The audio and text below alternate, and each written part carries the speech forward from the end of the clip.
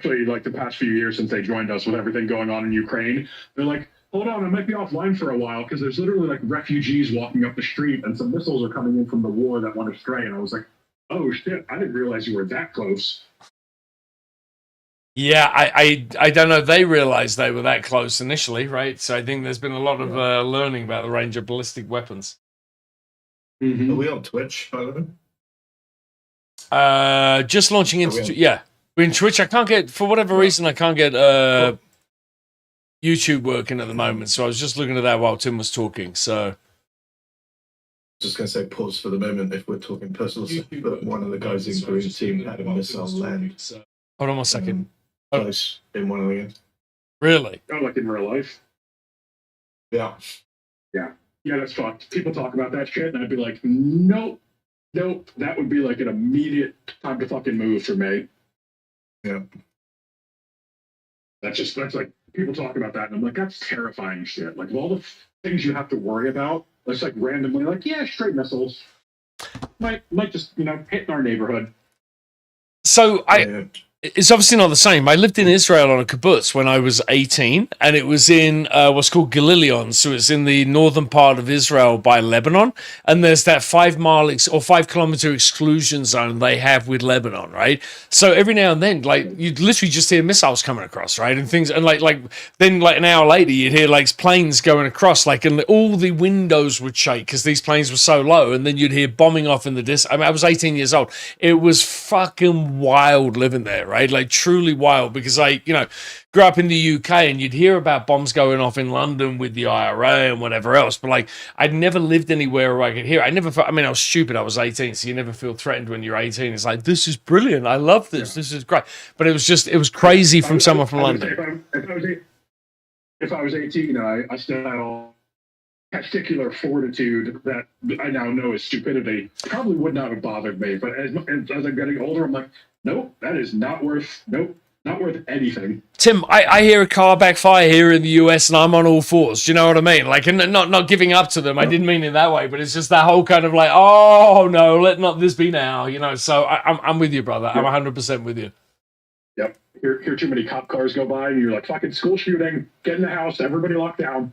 Hi, it's crazy. So we had and again, like Matt said, not to get too real, but there was a school shooting here a couple of years ago, and a kid threw himself at the gunman and was mown down. So they've just renamed the street after this kid, Castillo.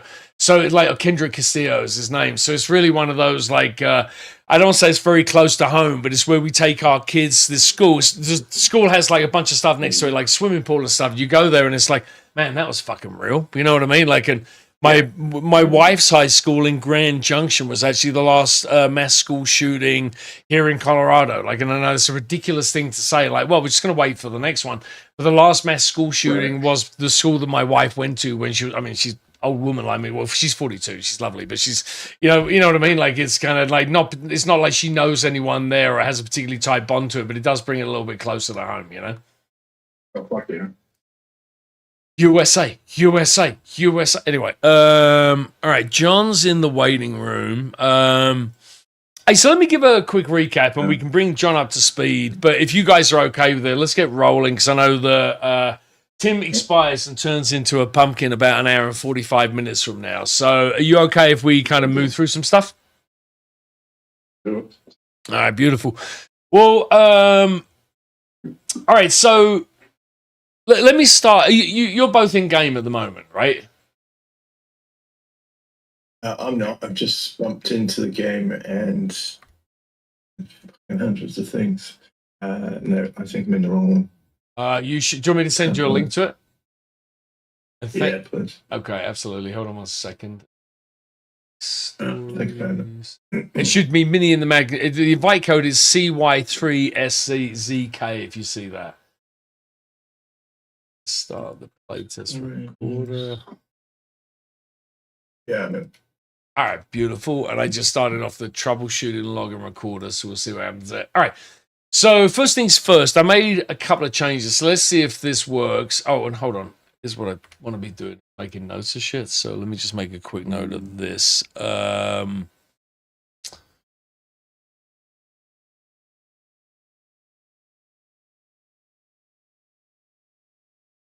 It's just waiting for the GM to start. Yep. Yeah. So that's me just getting a couple of things ready. So all right, let me start the session. All right, beautiful. So first thing I've done is a couple of things that we talked about last time. I just want to see if they work. I have a button on my screen called Share View, and if you're in the campaign map, I should be able to share my view with you. So let me click that now and see if it changes your cat map view. Did that zoom you in? Yeah. All right, beautiful. All right. Yeah. So, Tim, you also asked last time for a measurement tool, right? So if you look along the top, and by the way, I added a ping to it. So if you, it was already there, but I made it more noticeable. So if you alt left click on the map, it should be a little bit brighter, right? So it's a red circle, green circle, red circle, just to make sure that like you catch where it is, right? And then top right of the screen, Tim, you'll see a measure button, right? And you asked for that last time. So you have an option of dropping the, I've got to fix this. There's a drop down that says walking. There's a couple of bicycles attached to Mini, and then there's Mini itself, right? So you get a choice of these things, and you can click and do multiple legs of the map over a trip rather, and it should tell you along the bottom. I hope you're seeing that. I should be doing that on the other screen. Hold on 1 second. The measure tool should, and by the way, if you hold click, that doesn't seem to be working. I was going to say if you hold click over, if you want to do it over a pin icon or a map icon, I was going to show you how to do that. It doesn't seem to be working at the moment. So let me make a few notes here. Yeah, it definitely doesn't. I don't know. It works on a pin for me. I had to zoom in a little. Say that again, Tim. It didn't let me do it the first time, but I zoomed in a little, and it let me drop the first measurement on the pin and then go from there. Perfect. You just have to click rather than hold. All right, perfect. I it's still not user friendly enough. So, but again, the point of this being that you can do different legs on this, and it will come up below and show you how long it would take to walk at the average speed, or if you're on your bike. So, if we want to do any planning at any point, I say we.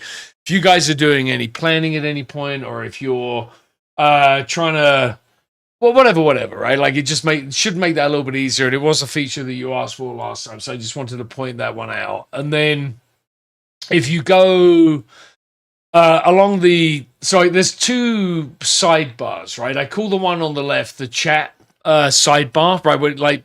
When I'm like programming or whatever, like that's the chat sidebar with logs, chat, and both. And then the one on the right is the assets bar, right? So if you go into assets and on the actual assets tab and click on vehicles and open the pop out for Mini, hopefully this should work a little bit better than we had it before. And when we go to the tactical map, anyone that's in one of these positions, in theory, gets moved along with the vehicle, right? So last time and in fact, let's just go to the tactical map and see if this works right now. Did that move to the tactical map for you?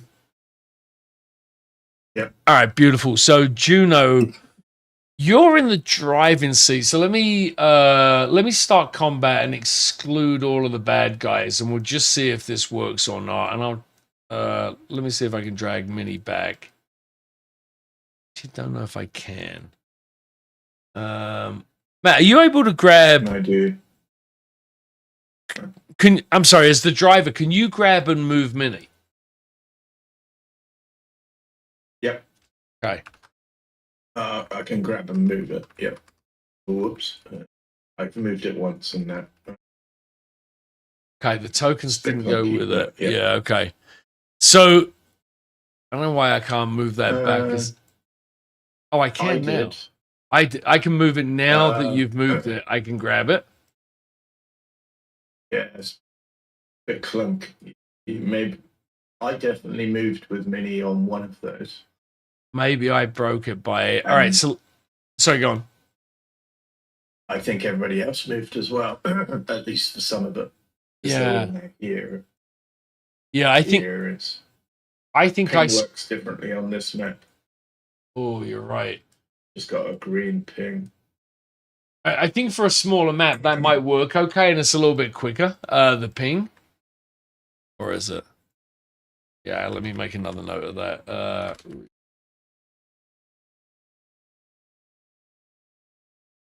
Hey, so one thing I would say, I showed this to you guys last week, but if you can press Control in the tactical map, if you can press Control Shift and M, it should come up and say mark this moment. So if something's going on or not working, or you see like initiatives buggy or slow or whatever, like the whole thing is I'm like literally like a TiVo recording all of the logs on this, right? And I'm going to go back and match it up with any of these moments that you mark. So if this was something that you saw and I wasn't mentioning it and you just wanted to make a note of it, Matt, and I already did it, but like it would be awesome if you guys would Control Shift and M and then just make notes on anything, because I can go back and again correlate the timestamp of your note against the logs and figure out what was going wrong. That makes sense? All right, beautiful. Yeah. All right, so I just moved Mini again. Oh, you did? All right. Yeah, and everyone moved, but they've like flumped around everywhere. All right, so like she clicked to a just control Z work in that. No. That's just undo. No. Hey, so let's do this, Matt. I don't know if you dragged it before, but it's supposed to work with this is all supposed to be programmed in, so we shouldn't even be dragging too much, right? So use the move button on the taskbar. Oh, hold on. Let me take Enya out of it, and let me take Mikey B out of it. So it's just you two.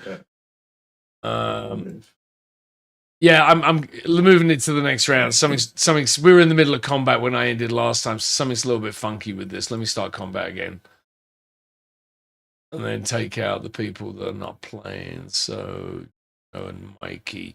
All right, Shimmy, you've actually got. Let me defer your action. Juno, you're up. Can you let me put Enya back on?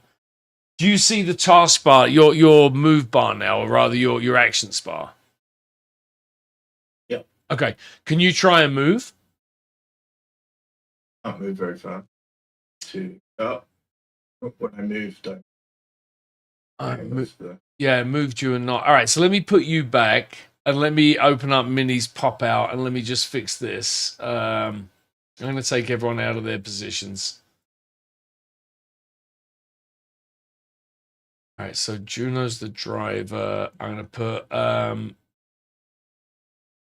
Shimmy. When you were leaning out firing guns, right? So, or were you the navigator? Do you remember? It doesn't really matter, but do you remember? No, I was hanging out the window, still shooting at people. All right, perfect. So you're in. And I should be doing this. Oh, it really doesn't matter. But can you? What does it look like when you guys open up? Do you see me making any changes when you open up Mini?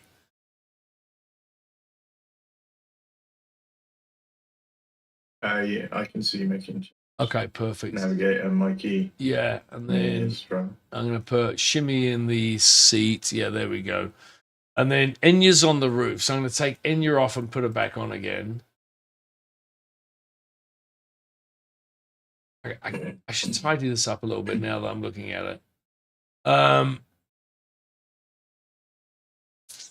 right, perfect. So you're now the driver.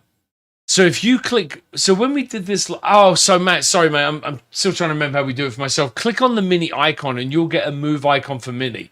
That's what we should have been doing, not move for you. Do you see that? Do you see what I'm talking about?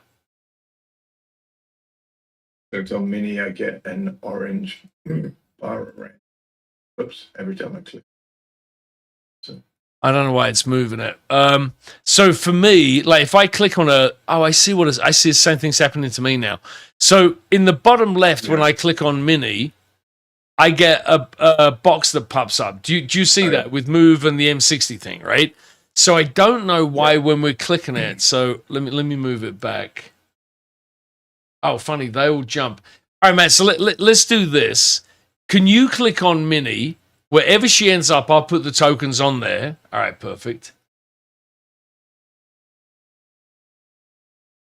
Make a note.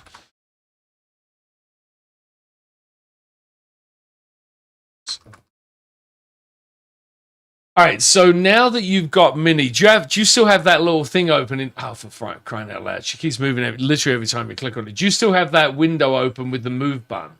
Yeah. All right, can you click move and see if everyone goes with you?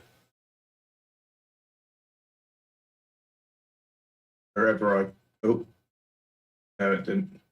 Okay. It was a bit clunky where I was clicking in green as well. It didn't for it, so I went a bit closer and that hasn't anybody. But not on my.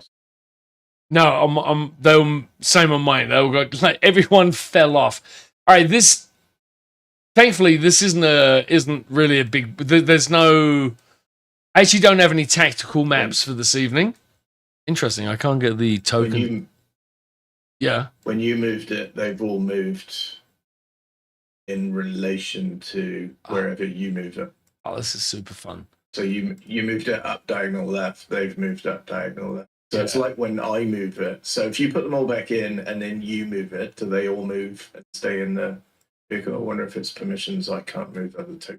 That would be exactly what it is, but but they should be locked into place, right? So, and again, if I click, same thing. If I click mini, it just jumps forward the whole time, right? So the tokens should. I get that, but if you use the move, what happens then? Let me. So I have a suggestion. If you link, I'm here. So if you're gonna group and make them all sticky together for the bulb for mini, would it? I don't know how you're going to program this plot or how Claude's going to go about it, but would it make sense to whoever's in the driver's seat? So if Matt's going to move, have it because he is in the driver's seat of Mini. Let Mini stats modify Matt's ability to move, so therefore Matt can continue to keep clicking his character instead of having to worry about clicking on Mini. Yeah, that's a great idea. And I think we should actually be doing it. I think I've got too much of it wired into John. I'm guessing you can't see it, but there's the pop out from Mini is updated, and like everyone has slots they sit in, and they're supposed to keep them to Mini. But I think I've got too much split between the character sheet on here and then the Mini sheet, so I will fix that. You possibly don't need to put them inside. Just once they're attached to the person, the vehicle they're in, don't show them, then you don't get this problem. Right? Hide them, you mean? That's another good idea. Yeah. So once they're in Mini, but you just need to put something that says they're in Mini, because once they're in a vehicle, they'll be hidden. You might not. You come back to a game and don't remember. Yeah. Hold on. What's the? If we were all in the transit van, the white transit van, which we could all fit in there, that transit van would be way too small. Anyway, right? Yeah. I would agree with that. I think what I can probably the easiest fix is just to add like a bubble, like a different icon, right? I mean, I have destroyed icons for. Do you know what I mean? Like for cars and everything. So if you have like one icon, this Roll20 as well, right? One icon for healthy, one icon for passengers. Very easy to do. All right, awesome. Thank you for that. Hey, John. I can roll anything you want me to roll, but I don't know if it makes sense to wait to get home if you're able to start playing. I'll be there within 5-10 minutes. Oh, beautiful.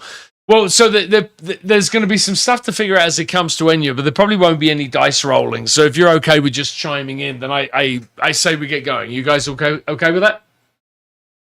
Yeah, that's fine. That's why I joined the call. All right, beautiful. Thank you. All right, so all right, let me end that combat. Let me see again if this works. So oh, interesting. All right, so you guys are going to have to hit campaign map if you don't mind to get back to a map. I'm not sure if you're online when I did this, but I can now do this share view, and it pushes like the map view to you guys, so I can do a little bit more narration. So if you guys are back in the campaign map, this is obviously where you started out over here, right? This has been like, the adventure that you're going on at the moment.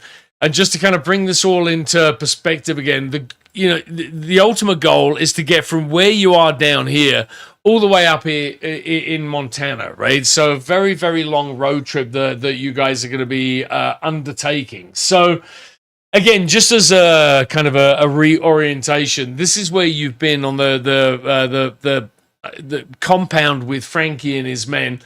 This is where you planted the C4 charges on the bridge, because this is, and again, to zoom in, this is the only bridge in this area that you can go across, right? So, the people here have managed to really kind of claim ownership over these water rights, as meager as they are, which has brought them into conflict with and again, just as a recap, with the people that live in this other area, right? So you've got a small group of people up here with almost disproportionate power. You've got a much larger group of survivors that are in kind of the outskirts of Phoenix.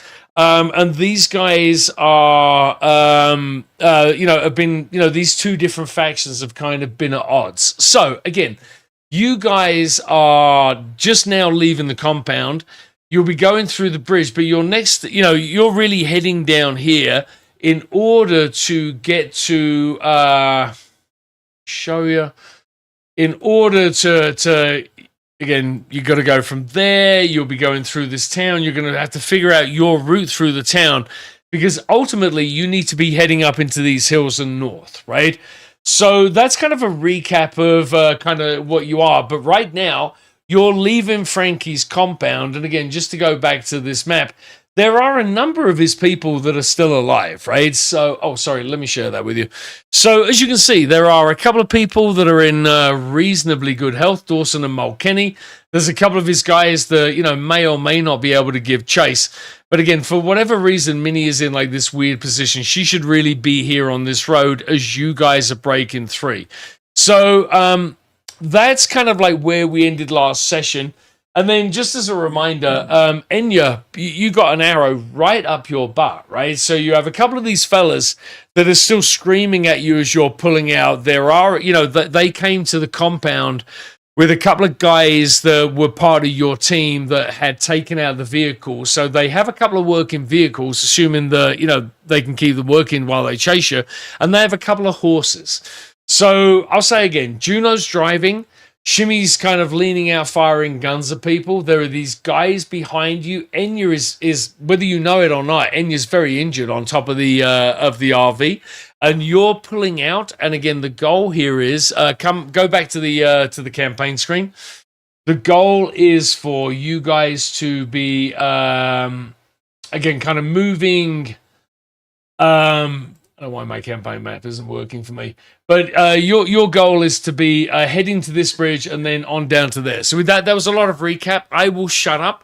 Where do you want to take it? How do you want to start? What's going on in your minds as you leave this place? I mean, I think we just got to put some initial distance between us and the compound, figure out Enya's hurt, and then I think, tell Juno, just floor it. And once we get, 100 yards down the road, I'll offer to switch with Juno, since she's the medic and I'm the driver anyway. Doesn't need any help. She's anyway. Juno has kind of been a badass so far. So, hey, Enya, when you got shot, and again, you took an arrow. I like to think of it almost like a comic or a cartoon, where there's arrows sticking straight up out of your hiney with a couple of feathers popping up. But what has this been like for you in terms of? I don't mean that the way it sounded, but like, did you scream? Like, did this like knock you out? Like, you're pretty heavily injured. So why don't you give us your perspective from the rooftop? Oh, she's probably yelling and swearing and trying to flop down to the top of the RV. I'm probably punching Mikey, telling him to get his ass up on the gun and just get 2 words towards the front. Juno, gunshot. Arrow, right? Well, I don't know any better. All I know Let me ask you. I mean, okay. The big arrow sticking out, but okay. Owie, gonna need somebody to suck that poison out, Tim, and I think you may have been nominated. Hey, I haven't spent enough time in RVs, and I should look this up really quick, but I'm guessing I know why I didn't look this up already. There's probably a roof hatch where one of you could try and manhandle Enya inside without having to climb, like go through the door and climb up onto the roof. Is that fair? Yeah, for sure. Okay. So I think it was. Yeah, it depends. Probably. Okay. If it wasn't there initially, I assume they put it in when they mounted a gun on top. Yeah, they would probably make an easier way to get up and down. So, yeah. Okay, Juno has the driving, so and I'm not suggesting for the moment you're doing this because you're, smashing through and getting out of the compound. And by the way, I think if you open up the pop out for Minnie, she took some damage. So if you scroll down to the, I should pull this up on the screen so I can show anybody on stream. But if you scroll down, there's wound points. She also took a stress. And kind of like with humans, I don't know if you remember the breaking points and the stress rules, but you all have one stress at the moment. When terrible things happen, and I think you're probably going to get another stress, but when bad things happen, you get stress. When you get to 5 of these pips filled in, you have to make a breaking point check. If you're successful, one gets cleared. If you're unsuccessful, you guys have a breakdown, similar with the van. Right? So you might, if you're doing mechanics and repairs along the way, you can reduce some of the stress on Minnie. But if Minnie gets to 5, there's a good chance Minnie's going to break down. And, again, by the nature of Distemper, some of the stuff in there is irreparable, right? So if you let this get too far out of hand and aren't doing the repairs that she needs, the vehicle is going to completely go out of whack. Did that make sense? All right. And then also down here, you've got fuel reserves, right? So last time, Shimmy, when you were unplugging Minnie and trying to get her roadworthy, you got a failure, so you lost half a tank of gas, right? So right now you have 4 days worth of gas. And I'll probably change this because the days is probably irrelevant. Each of these is worth about 60 to 62 miles, right? So, a full tank, one of these reserves, like 2 of these. And again, I've just realized that I do have to change this. This is ugly and non-intuitive. Hold on one second.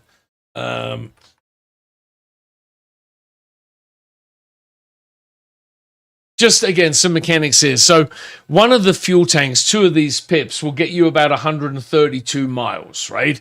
So you guys have started with 4 of these tanks, but in theory, you're going to have to, if you had 1 tank filled, you'd have to drive a day, then spend a day gathering fuel, and then spend a day brewing where you can't move. And then after that, you would be able to drive again. And again, we'll go through this. This is a lot easier than I'm making it sound, no doubt. But did that make sense to you? Yeah. All right, beautiful. So some damage to Minnie to be repaired was actually why I got onto that subject. All right, beautiful. So, all right, back over to you guys, because again, I was setting the stage there. You're pulling away. It doesn't sound like Juno's willing to get out of the driver's seat right now. Sounds like Enya is shouting down from the rooftop that she's been hit. Is that a fair summary? And if so, back over to you guys. Yeah, I'm shouting and probably stumbling my way. I mean, like Tim said, we probably rigged it up to at least make a hatch big enough, maybe a ladder. I'm probably knocking the arrow on everything, and probably I wouldn't be surprised if I fell down into the RV. Yeah, let's have you make, and you can do this from. I don't think this was working last time, but you should be able to do this from inside of this campaign map or wherever you are. Open up your character sheet and make an athletics check. I'm verifying my login. Oh, okay. Oh, thank you. And you're home. I hadn't even realized that. And I can do this for you. I'd rather you were doing it, but I can do it for you. You said athletics? Correct. I'm going to give you a -1 on that as well. -1 C mod, just because you're injured and you're trying to navigate down. So that makes sense.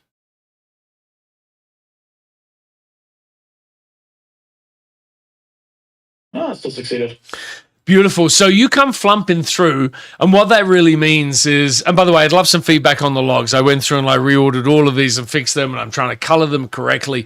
But now, we mentioned this once before, not to give too much mechanical stuff away, but there is a little blue arrow on every log. If you click that, it shows you what the actual result was and how you got to that. excuse me, but if you see any logs that you're like, hey, that's really clunky, let me know, because again, I'm trying to make sure this is as smooth and as user-friendly as possible. So Enya comes like smashing down and on the floor, and I'm guessing based on Enya's character, she's screaming and shouting, but she's now no longer on the roof. So Shimmy, where are you when she comes flying in? Because again, like if you open up the pop-out, you'll see there's a map halfway down. This is pretty cramped quarters.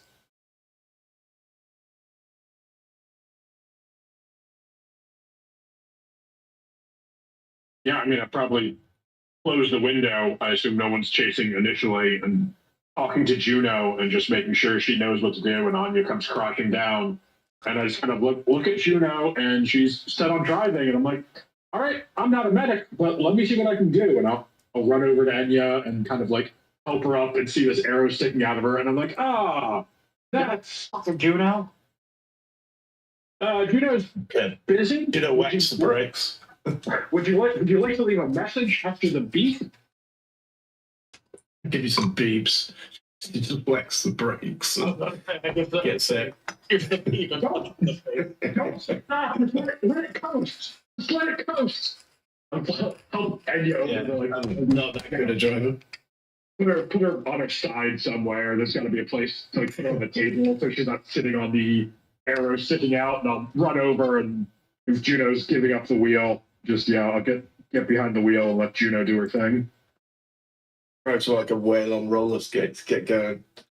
Keep it steady if there's. I'm doing something back in. She says, eyeing the arrow. I on roller skates. Be a great band's name. What on roller skates, Tim? Trademark. Oh, I do like that. Juno said that that Minnie drives like a whale on roller skates. So that's a good band name. I'm writing that down. I mean, I literally saw a group that was called oh no, that was Fair to Midland. Their song was "Cry of the Manatee." Oh, you're gonna make me weep. That's so sad, John. All right, so hey, this is gonna require more checks, right? If Juno really is just leaping out of the way, if Juno's leaping out of the way, She's not letting it coast. She's not letting it coast. Goes down and then breaks. But if she's not stopping, there'll be an athletics check. There'll be an athletics check for both of you. If she's getting out of a moving, driving a big moving RV. Okay, you are stopping. We're not moving. Into a complete stop. Okay, that's probably not a great idea, but okay. She's not. She's already found this thing lurching all over the place. Right. She's just letting it roll. I don't blame her, and I'm much happier with that, frankly, than the alternative, which is you two trying to do a fucking, excuse my language, but you two trying to do an athletics check to shimmy past each other, no pun intended with your name, but to shimmy past each other into the seats. All right, so if Enya's no longer on top, like, I want to have a character in there so that I can see what's going on. Don't particularly love the idea of taking part, so I'm going to put Mikey on the roof. Say that again. Oh no, I absolutely shouted at him, told him to get his ass up there. Yeah.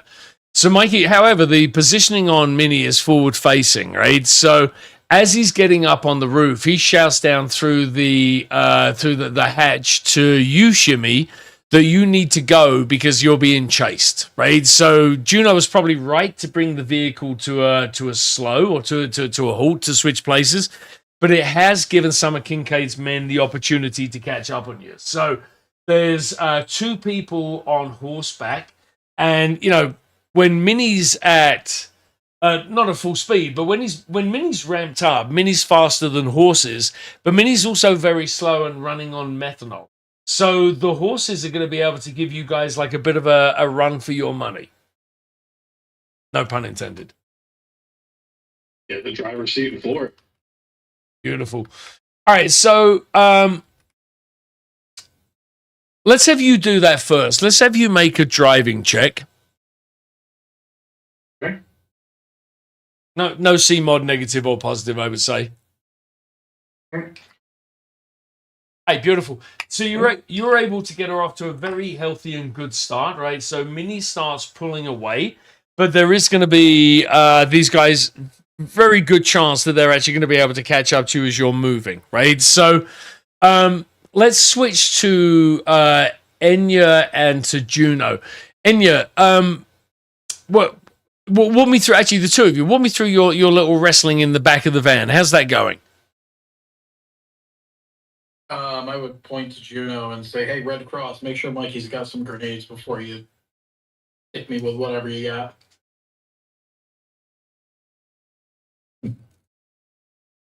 Not interested in that at all. It's just gonna you can handle that when your butt has less of a hole in it.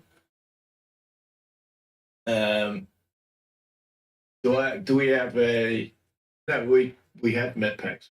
Correct. Yeah, correct. We had. I actually think I put some doctor's kits in there for you as well. Let me look. Yeah, so I updated Matt. So again, if you open up the pop out, you'll see there's a cargo and equipment section. So there's a couple of doctor's bags, which add +2 to any medicine check. Heals 1 plus 2d3 over a 24-hour period. There's also the regular medics kits, I think, or first aid kit. Oh, it doesn't actually say what they do. Yeah, first aid kit. Yeah, so I would take you've got 5 doctor's bags. Okay. So I would say that we use one of the doctor's bags. So you get a +2 to the medicine check as you're trying to make sure that Enya is okay.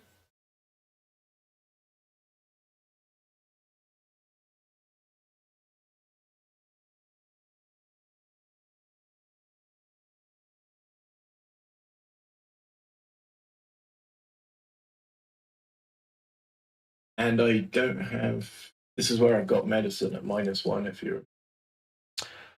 Oh, hold on 1 second. Just and doctor. Oh, dagnabbit. Hold on, let me see if I can fix that on the fly. No, I can't. Okay, so I will fix this now. So you got -1. So have a plus. I'm going to give you a +3 C mod because when you roll it, it'll be rolling it from that, right? So I want to make sure that you're in a good place. Okay, so let's say I don't have navigation and I don't have sleight of hand. That gives me 2 medicine. Yep. So I would be 2 rather than Correct. 1. So Correct. My Hey, do you have anything at 2? Because if you do, let me look in your character sheet. Roll something else, like roll whatever it is at 2. Sorry, yeah, I do. I've got athletics. Yeah, so roll athletics, and we'll just count that as medicine because that's what, so rather than like adding C mods that are crazy. So you add athletics, but you get +2 because you're using the doctor's bag. Like +2, what could have fucking somersaulted out of that fucking seat doing 70 miles an hour? Woman, slow down. This is why we don't let you drive. Well, yeah, I can drive. I can come back here. I can pull something out of her ass. I can give her some heads. I can kick her up the ramp. And here we're at. Oh, I really like that. Draw, and again, like, you know, any of you that play the game would know what this means, but Juno succeeded at, let's call that medicine, and has a moment of insight as to why it went so well. So you actually got double 6 on that. I'm not sure if I'm not sure if that's what you were saying there, Matt. I said wild success. It's You're just right. a high roll. I think. You're right. 6 and 5. Yeah. Ah, I found the source of your pain. It's the arrow in your. The pointy bit at the end of the arrow. That's funny because that's also where Shimmy specializes. So, all right. So walk me through, Juno. What did you do? Did you pull the arrow out? Did you just make her comfortable? Did you knock her out with alcohol? What did you do with Enya there?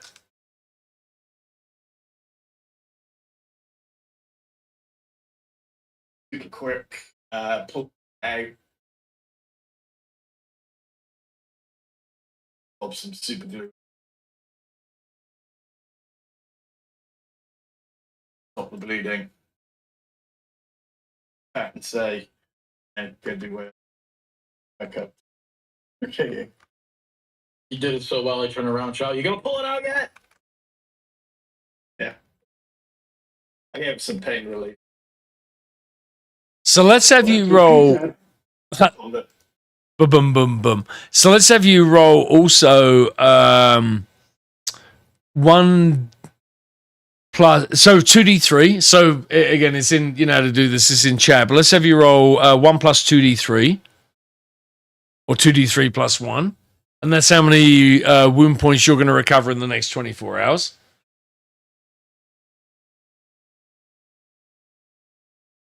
You changed it from D because D last. Yeah, sorry, it's R. I typed D because I was like an idiot, right? So it should just be R. That should have the roll functionality now. While I was putting it in there, I was like, what is it? It's well, like D and whatever. Like for dice, I'm an idiot. It should have just been roll. Perfect. Yeah, there you go. All right. 6. Second. So after a day, I'll get 6 back. Yep. And there's I have the GM has a time forward button, so I will do that when 24 hours has passed, and that you'll be healed, and there's a bunch of stuff that happens. Does that kind of make sense? Like again, like a time forward thing for campaigns like this. No, that's a good idea.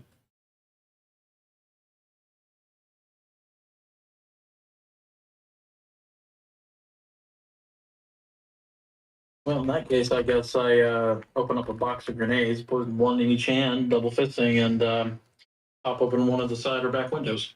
Yeah, I do feel, again, if you look at the map of Mini, if you look at the pop out in the map, there's a door. So there's, no doubt a couple of windows, like one above the sofa bed, and there's probably one at the back you can't get to from the bedroom because of the still that's there.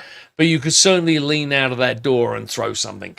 And there's probably even like, knowing Frankie and his planning, there's probably a strap for you guys to keep a good tight grip on, or something that you could put on, like about around your waist, even to stop yourself falling out of high speeds.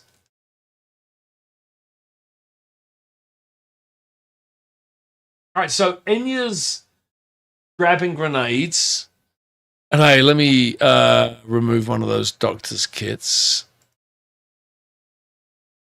Do that. All right, so Enya's now hobbling around with grenades. Juno's going up front, and Shimmy's driving. Is that right? While Mikey's on the roof. Sounds good. Yeah. All right, perfect. Yeah. So, Enya, you're kind of hobbling around. Like, walk me through what you're doing, because you're probably the closest. Like, you and Mikey on the roof. I say that Shimmy's going to be able to see them in the rearview mirrors as well. So you are being chased by 2 horses, right? So the rate they're going and the crappy acceleration inside the car or the vehicle, knowing what you know about horses, you probably think that they're going to be able to keep up alongside you for like 3 rounds or so, right? And then after that, like maybe they'll drop back and the horses are going to be tiring, but you know that they're going to be giving you good chase for a while. What are you guys up to? I'm going to shout Shoot and shoot the riders. Well, I was going to shout to Mike. He said, "Don't get all sappy on me. The horse is a bigger target."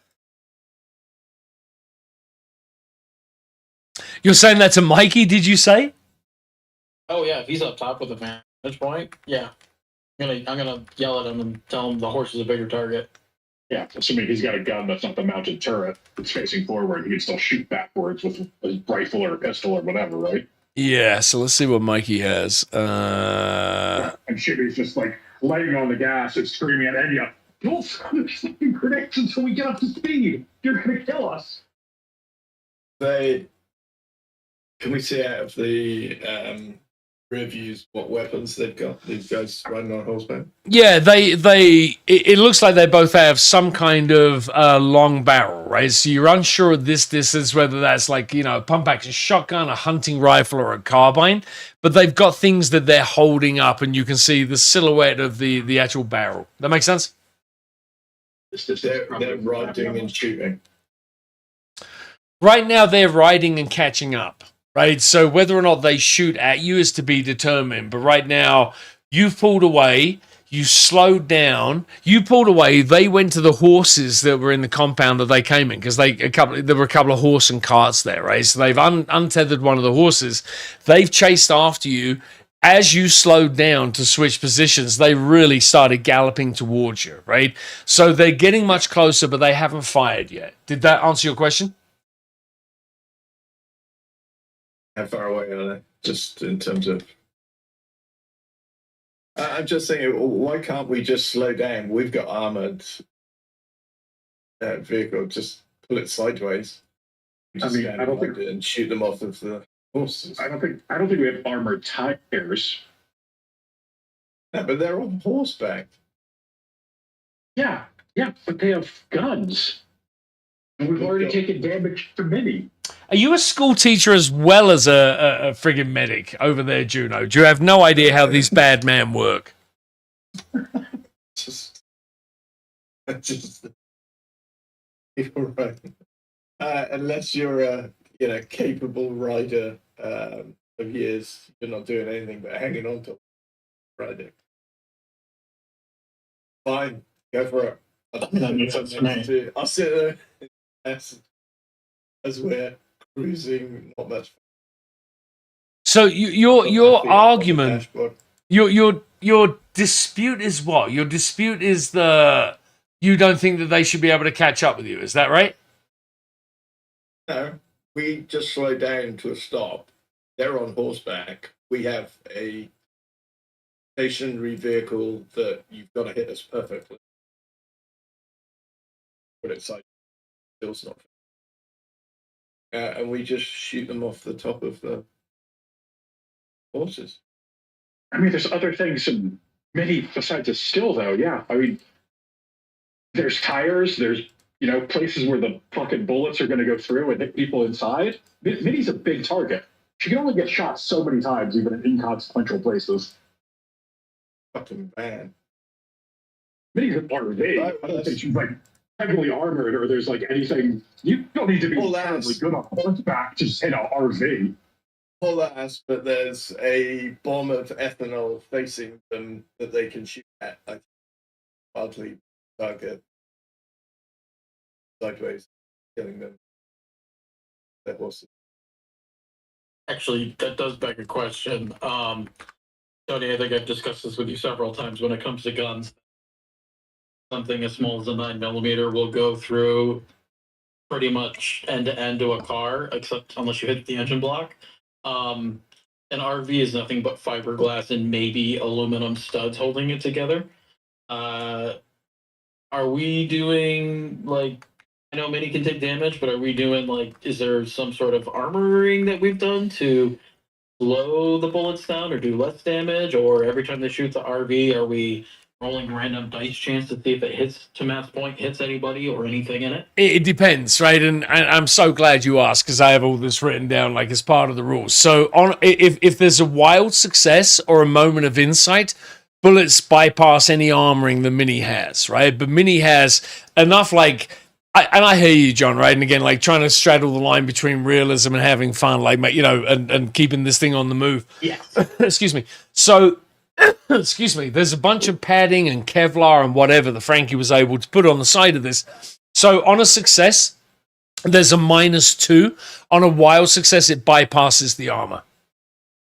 Okay, that's fair. No, I get it. I mean, I do this all the time when I play different video games. When people want to complain about certain things, I'm like, look, you can either have super hyper realistic or you can have arcadey. I'm fine with either. I just want to know what the rules are. Yeah, totally with you. And again, this is trying to be as close to realistic as possible, but again, still keep things moving and not slaughter all of you in place. So there is armor, but again, the armor's only effective on a success, not on a wild success. That sounds fair. Alrighty. And if they're shooting at us still, how... Hey, Matt, you made that up in your head. No one's shooting at you yet, right? They're trying to catch up alongside you. So they were shooting in the compound, but again, there's no actual shooting at Minnie yet. Wasn't the whole thing that we did was detach the still and take it off? Like, it's not actually there anymore, right? That's exactly why I had to make that mechanic. Oh, no. You've got the still on the back. Like, this has got a mobile still on it, Tim. You were disconnecting it from all of the stuff that was in Frankie's garage. Sorry if I wasn't clear on that.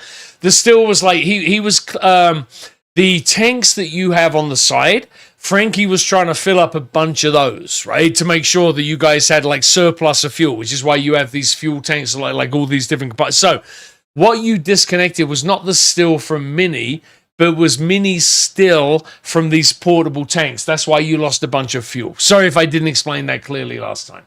Oh, okay. I mean, either way, it's a moot point for two reasons. Jimmy doesn't care what they say, and he's just flooring it. And also, if there's tanks on the side and the thing on the back, pulling sideways does no good because we're still going to get shot and volatile shit. So either way, yeah, we're just getting the fuck out of here. Yep. So Tim, let's have you make a driving check. Another one after the first one? Yeah, this is for you pulling away. This is to see whether or not, because we're now in a. Sorry, I should have explained that so much clearer than I did. My apologies. So we are. Do you remember in the game there's opposed checks? So we now have to do opposed checks here, right? So in order for you to be able to run. So if you go, I don't know, it's working. This isn't. I thought if you go along the top, you'll see there's a purple button called checks. The bottom one is called opposed checks. I haven't wired that in properly, so it's just a note at the moment, right? So here's what we're gonna do. Oh yeah, I see that. Yeah, sorry about. I thought I had that wired in. So I'm taking us back to the tactical map for a moment, right? We're obviously no longer here. But the two guys that are chasing you are these two guys. So it's Dawson and a Mulkenny, right? So we're going to make an opposed check at the moment for these guys. So, Tim, let's have you make a driving check while they make, in this case, an animal handling check. Okay.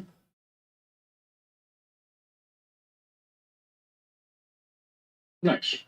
That's a good roll. You got... Oh, perfect. Then, yeah.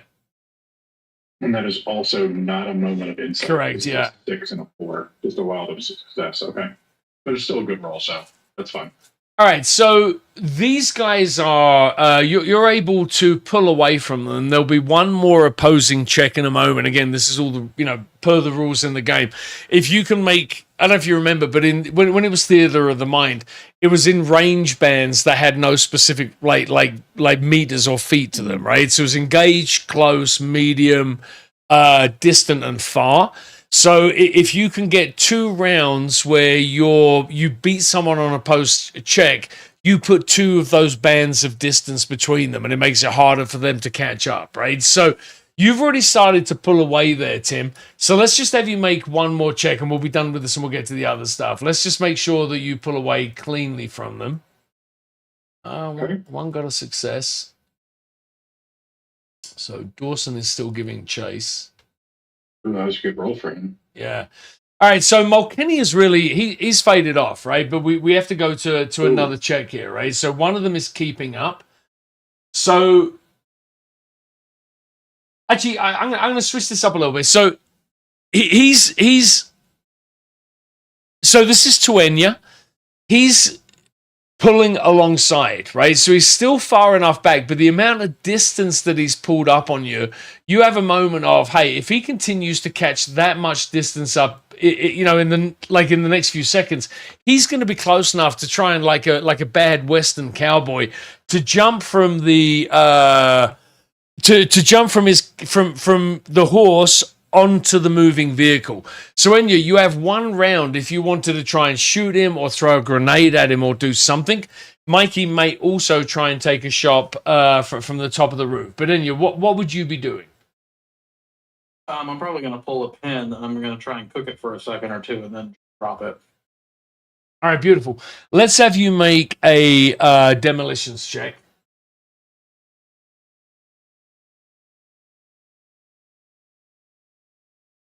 That time. Yeah, so you drop it too early, too late, whatever it is. I'm going to call it too early.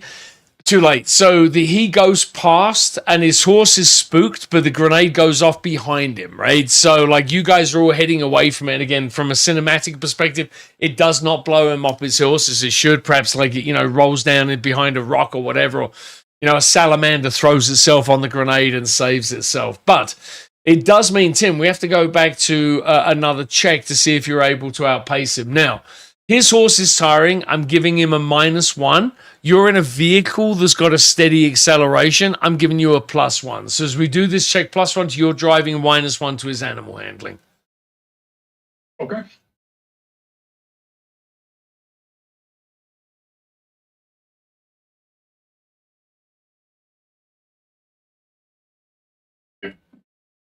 What did you go? Oh, beautiful. Man, these wild success. Hold on one second. Let me make a note of that. Yeah, not sure what I've shown up by moments of insight, but I mean, they're still good rolls, but not getting that for it. Yeah. Let me just put a note of this. All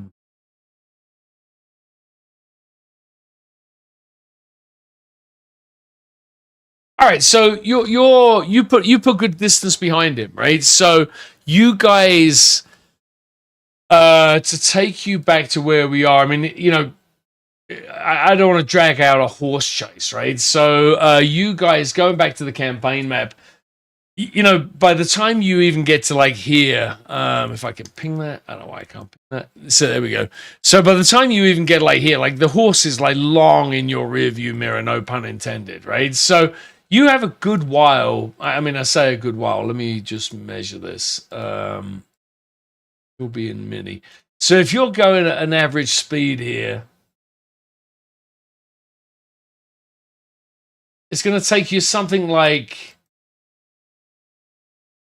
20 minutes maybe to get to the bridge, right? So, and again, like you're going to want to keep going until this guy's out of view behind you. So, you'd be able to stop probably 5, 6, 7 minutes before you get in range of the bridge or view of the bridge if you wanted to do something or plan something. But again, the chase is kind of behind you. You're getting into like a little bit of a downtime before you get into the next thing. What are you all up to? Do we know from our interactions with Kincaid's people, do they have any range communications that would go from like the compound back to the bridge? Do they have like long range walkie-talkies, CB radios, anything where like we're worried about the bridge knowing about what just happened? It's a safe bet that they will know you're coming, right? Because there were some survivors behind, right? So whether they heard explosions, whether they heard the grenade going off, because it's only a few miles away, right? And it's pretty quiet these days. So whether they heard that or there was a radio, like a squawk over the radio, maybe the guy on the horse let them know that you'd outrun them. You think it's a pretty safe bet that they're going to know that you're coming.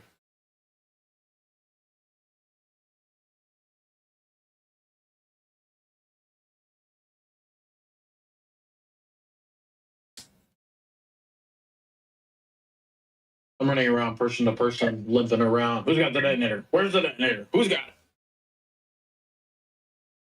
What are you talking about? You have it. No, I gave it to Frank last night. Oh, son of a bitch. Are you serious? Yeah, I threw it across the table at him and said, don't push that button. Well, fuck. They know we're coming. We don't have the detonator. What is plan B, people?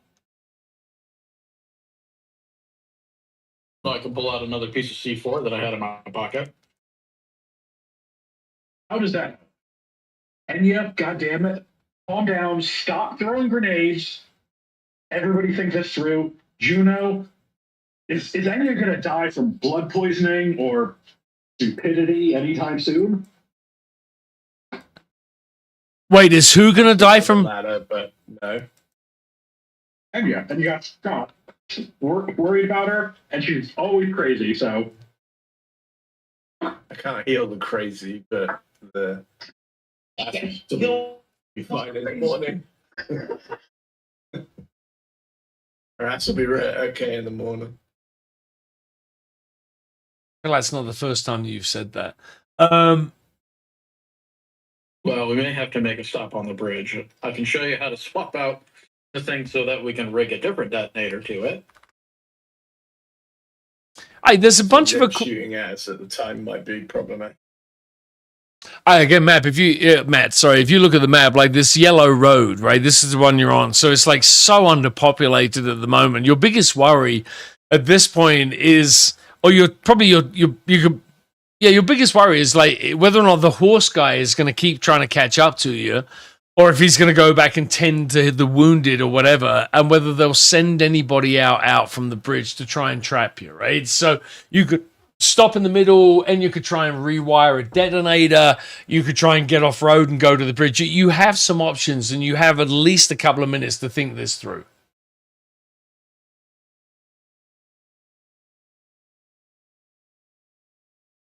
I'm going to stop and deal with whoever's at the post while I rewire that. Or if we've got more than this one brick, maybe we can rig it along the top of the roadway and at least blow that part of the bridge. I mean, either way, I'm assuming they probably didn't take every single person to the compound, right? They probably left at least one person guarding the bridge, so we're going to have to deal with somebody either way. Oh, yeah. So there's hundreds of people in his group, right? And if you kind of zoom in towards the bridge, a lot of them are camped out in the open at the Laguno boat launch, right? So there's a lake, a campground, and so there could be, as for what you know, like there's at least another 100 people. So you could be facing as many as 20 armed men when you get to the bridge. You just don't know. You have no way of knowing. Yeah, so if they did actually manage to radio back, they do have comms open. We don't want to slow down and take too much time. Time is kind of our only advantage here. Yeah. And yeah, you tell us you love the boom boom. No offense, your ass can handle more in the morning, but what do we do right now?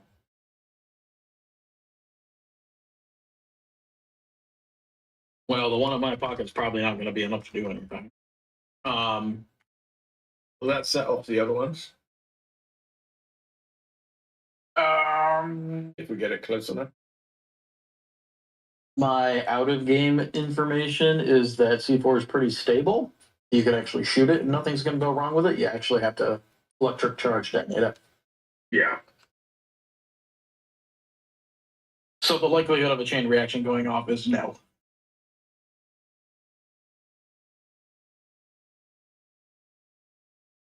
Do you think there's enough equipment? Sorry, go on.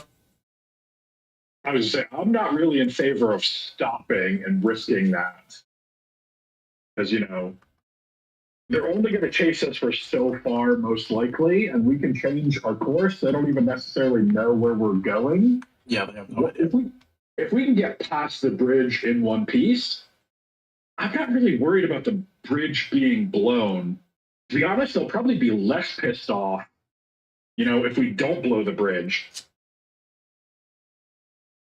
It's more he's got 100 people in. If they're on the other side of the bridge, then there's only 20 following us, not 80 if they do decide. So one more piece of local data. So if I scroll out and show you this on the map. So again, sharing a view with you.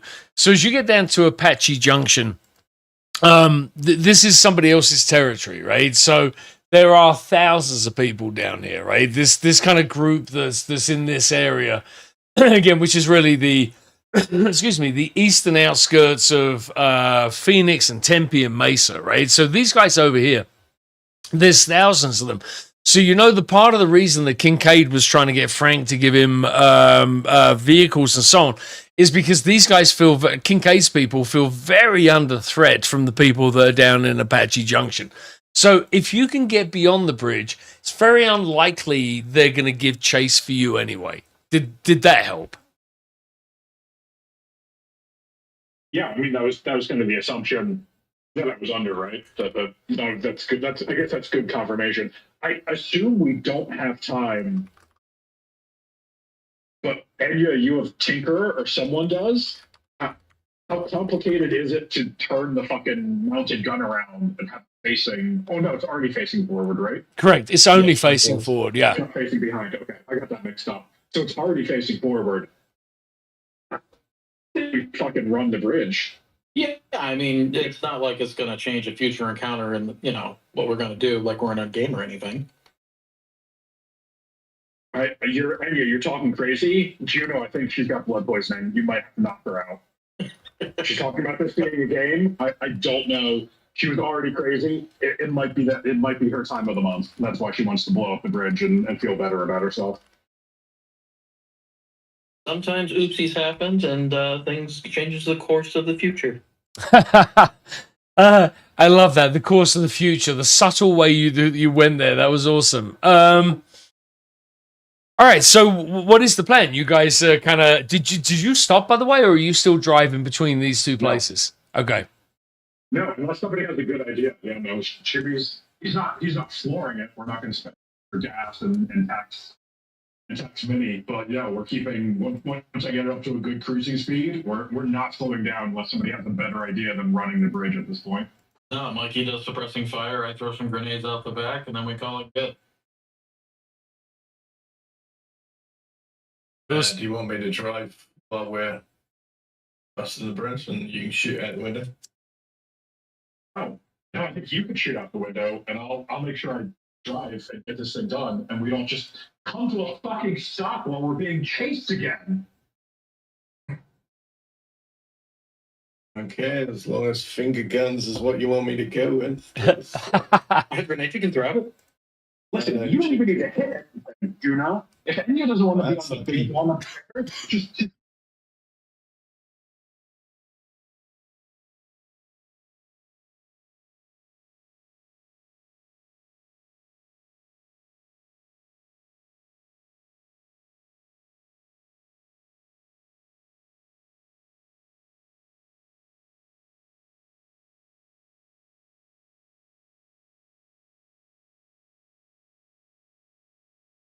And that's non-negotiable, right, Juno? Yeah, that's. How's our radio? Radio steering wheel before. I may have floated this idea the last time about hopping on a frequency from the gang down in town and trying to spoof them into going up to the compound. Oh, yeah, we must have radios. Yeah. Yeah. I don't think we have that much time for them to get there, though. Right? We've already driven like halfway there, and again, I don't want to stop. They're further away than we are from the bridge. No, this is long-term thinking. See, if we tell them that there's stuff at the compound that they can go raid, then they get into a fight and they have to deal with each other while we keep driving. Not right now, but it could keep them from taking off. Yeah, I mean, once we get past the bridge, I mean, we'll get down there and probably have immediate contact with them. I don't even know that we need to worry about radio contact. That's probably like a great plan. I don't know that helps us like cross the bridge. That's kind of the thing we should be focused on. That works. Tell them, man, brings compounds open. We got cars. They run on water, man. Yeah, and honestly, I don't know what Juno does in these situations. I mean, I made a driver for a reason. I'm not giving up the wheel just because you don't want to shoot guns. So you can hang out and heal people when they get shot and just not do anything else. I don't know what else to suggest for Juno.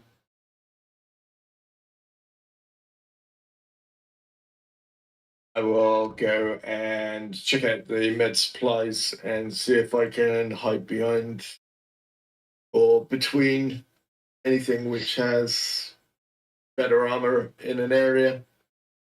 Take the medical supplies there so that anyone sort of bay of best protection.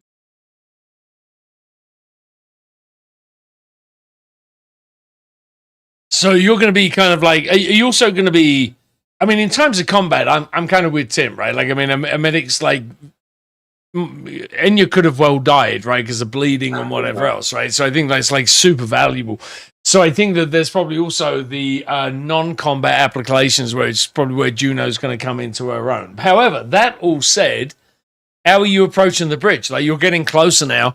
Enya, are you trying to wire up a second detonator? Are you forgetting about the C4 that you planted? Like, what? Like, walk me through what the final plan is there with that.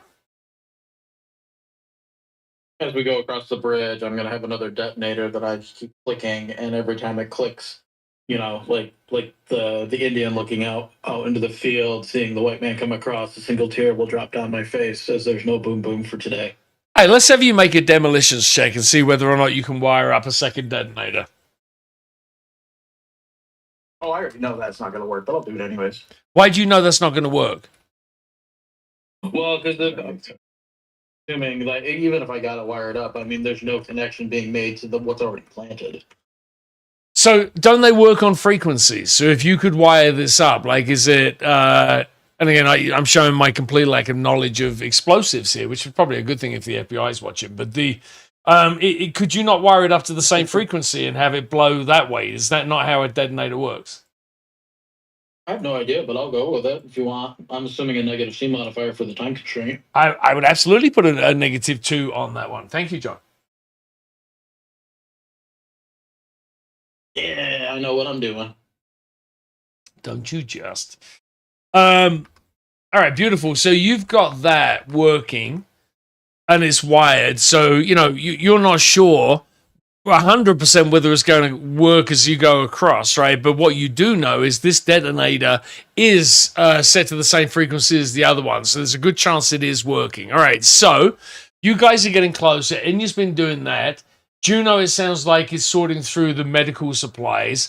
Mikey, who, by the way, is generally a non-combatant, right? He's like similar to Juno. He's a medic. He has some skills, whatever. But Enya, you might be best suited on that gun. I don't think Mikey actually has ranged or heavy weapons, so I'm not sure you can actually use it correctly. We got two pacifists, not non-combatants, and a crew of 4. That's beautiful.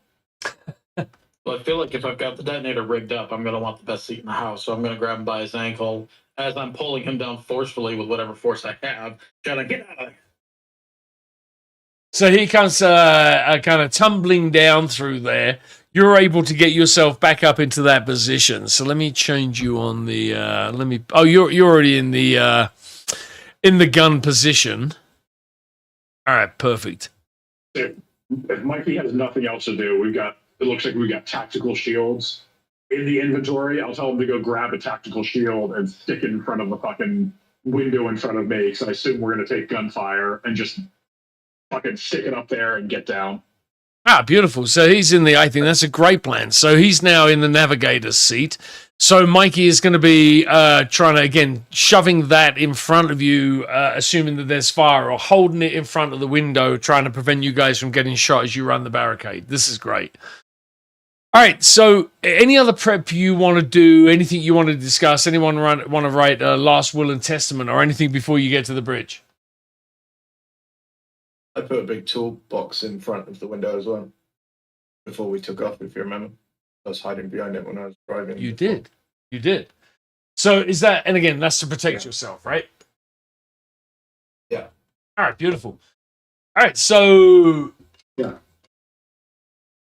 you're coming on the bridge, right? And you do see a ton of activity, right? So at this point, Minnie's able to get up to 45, 50 miles an hour or something like that, right? So it really does feel like you guys, as much as this shitty RV that's running on methanol is ever going to get, you really do feel like you're booking, right? So you guys are coming into the approach to this. So let me boom in a little bit.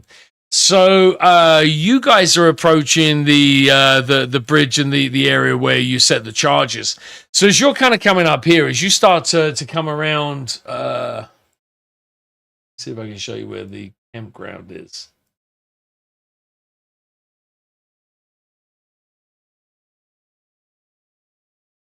All right, so as you guys are coming down along here, you start to see more people, right? This is an area that they're in. This is another area. As you get up here, you start to see some of the camps, and people are out and shouting. Sorry, share the view. People are out about here, shouting. And then as you're getting within the last range, you have to slow down as you're coming around here, which is kind of a problem, right? Because it makes you, it's a little bit like the Kennedy assassination, right? It puts you right in the frame of anyone that's trying to take a shot at you, because Minnie has to slow down significantly to round that corner. So, the walk me through the approach, right? Tim, talk to me about the driving. You're on the roof, Enya. By the way, Tim, Mikey's just beside you, holding onto the tactical shield, waiting to stick it in front of you. Enya, you're on the roof. So, guys, and Juno's in the back, hiding behind a toolkit. So, what are you seeing? What are you doing? Help me fill in the gaps as you approach the bridge, and then talk me through your plan of action as you hit the bridge. Yeah, I mean, Jimmy always slows down as much as he needs. And I mean, I think the plan here is very rudimentary. Just get around that corner and floor it and try to hit the bridge with as much fucking velocity and make people get out of the way. I don't think we have a better plan than just, fucking shock and awe, right? Fire the big guns, throw grenades, pick up speed, let them know we're not slowing down, and just let them decide what to do. My machine gun is a sprinkler, and the bridge is my lawn. I gotta write these quotes down. Huh?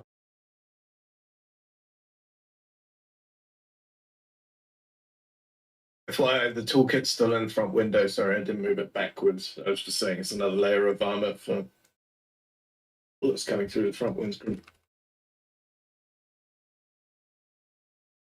All right. So, and you're on the roof. Use the pop out, and let's have you use the attack on Minnie. And let's just go with Dawson number 5 Kincaid's, whatever you've got in there. It's all out of our. Yeah, extra not actually on the thing. All right, so let me just do this really quick. Put myself in the driver's seat. Now, is that just a warning, or is that going to actually apply a mod? I'm going to find out right now.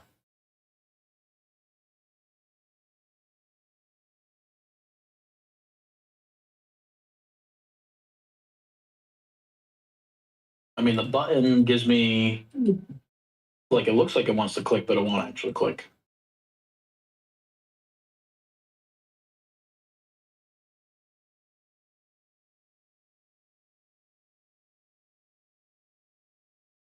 There we go. I finally got it. All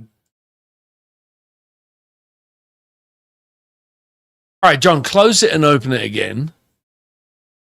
And then do attack. Yeah, the guy's in front of you now. Got it.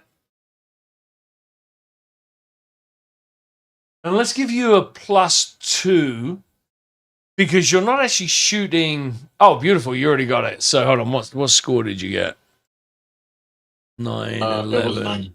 Yeah, look how much damage you did there. That is beautiful. So this shock and awe is working beautifully, right? You can hear Enya laughing and screaming and maybe singing along over the sounds of the weapon the M6 is firing. But as you round that corner and open fire on these guys, like the amount of damage that pours out of that thing, right? So I don't know if it's just like straight fire or if you're doing bursts at them. But man, these guys scatter. You see like the windows of the office building that's by the bridge controls. That all gets blown up and gets blown to smithereens. Enya, you've probably hit a few people, probably some innocent people as well. It's probably pretty awesome for you. But it really does clear that off. And Shimmy, let's have you make a driving check with a -1, just to make sure that you're able to get Minnie across the bridge without incurring any damage to Minnie as you smash through these the barricades and whatever they've got. Fly to the Valkyries, I love it. In this world, there is no innocent people. I agree with that. All right, beautiful. So that log is underwhelming. So let me fix that log. Excuse me. All right, perfect. So you get through there, and you smash stuff out of the way. Enya, let's have you make a demolitions check and see whether or not your C4 goes off.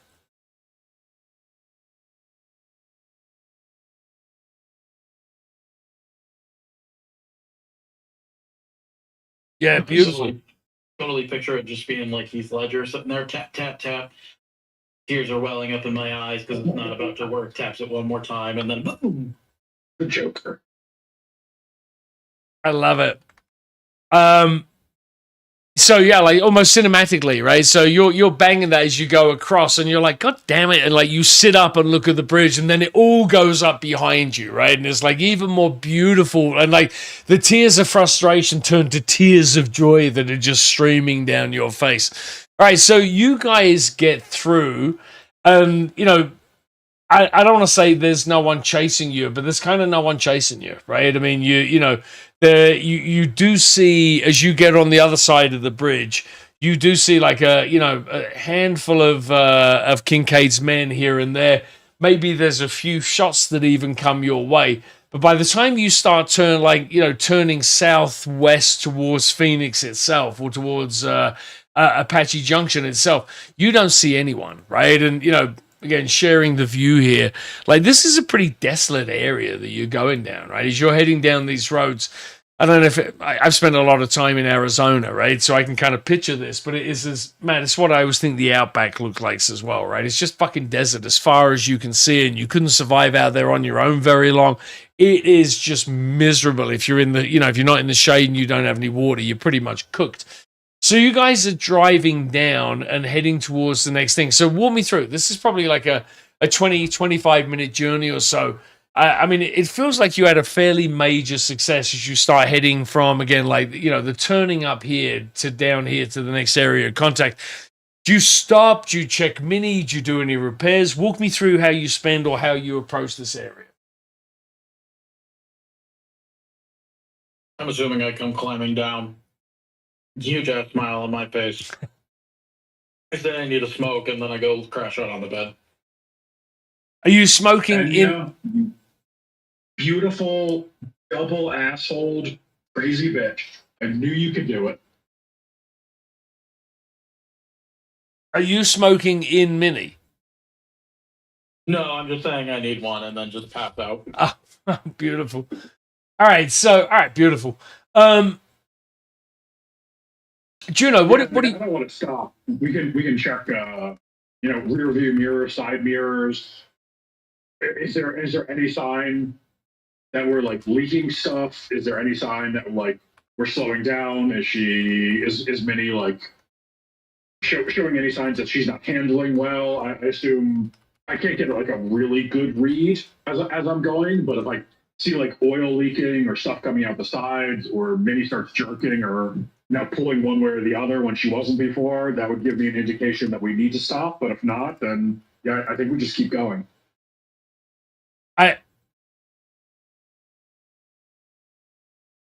There's nothing obvious, right? You're not seeing any like oil trails or anything. Like there's a few bullet holes and whatever, but like nothing that makes you think that you've got to stop Minnie at this point. Yeah. I told Mikey to take the shield out of the window. Tell him to go. Yeah. Hey, you and Juno, go stick your head out of every window and take a look. It doesn't feel like we got flat tires. The engine seems fine. Take a good look around everything you can see. I'll slow it down a little, but I'm not going to stop. And just let Mikey and Juno see if they can see anything. Beautiful. So, Juno, over to you. I don't want to have the NPC doing anything. Juno, so walk me through what you see, how you help. I feel like you're the de facto navigator here, as you're not the engineer and you're not the gun crazy person or the driver. So, Juno, what are you doing and how are you helping Shimmy? I look out the back and check out the still as much as I can.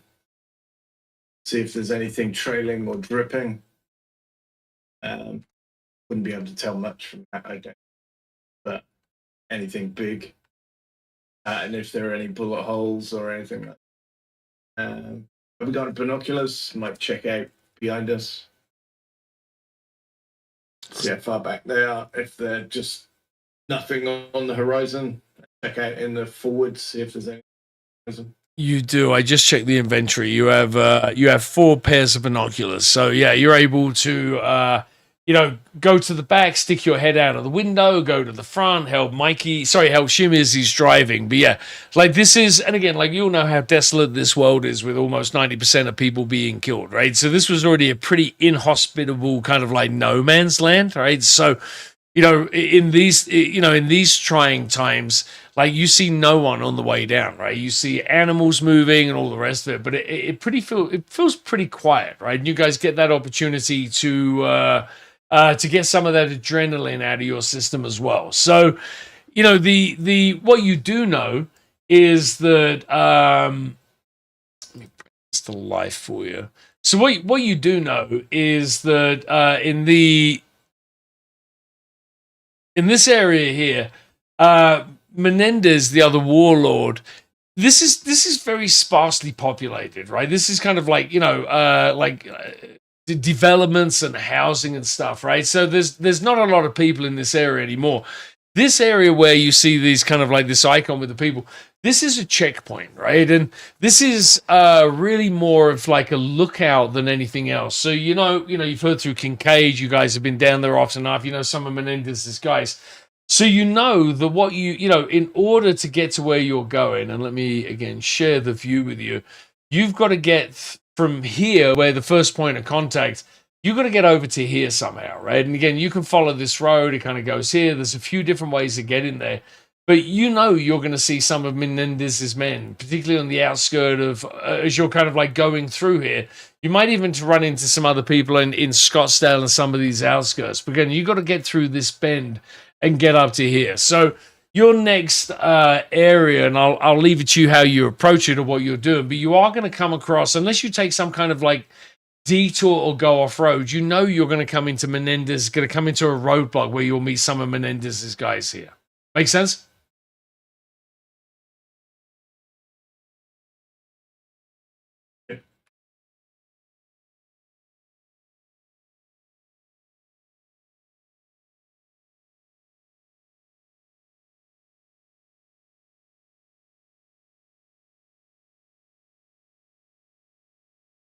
All right, what are you guys doing?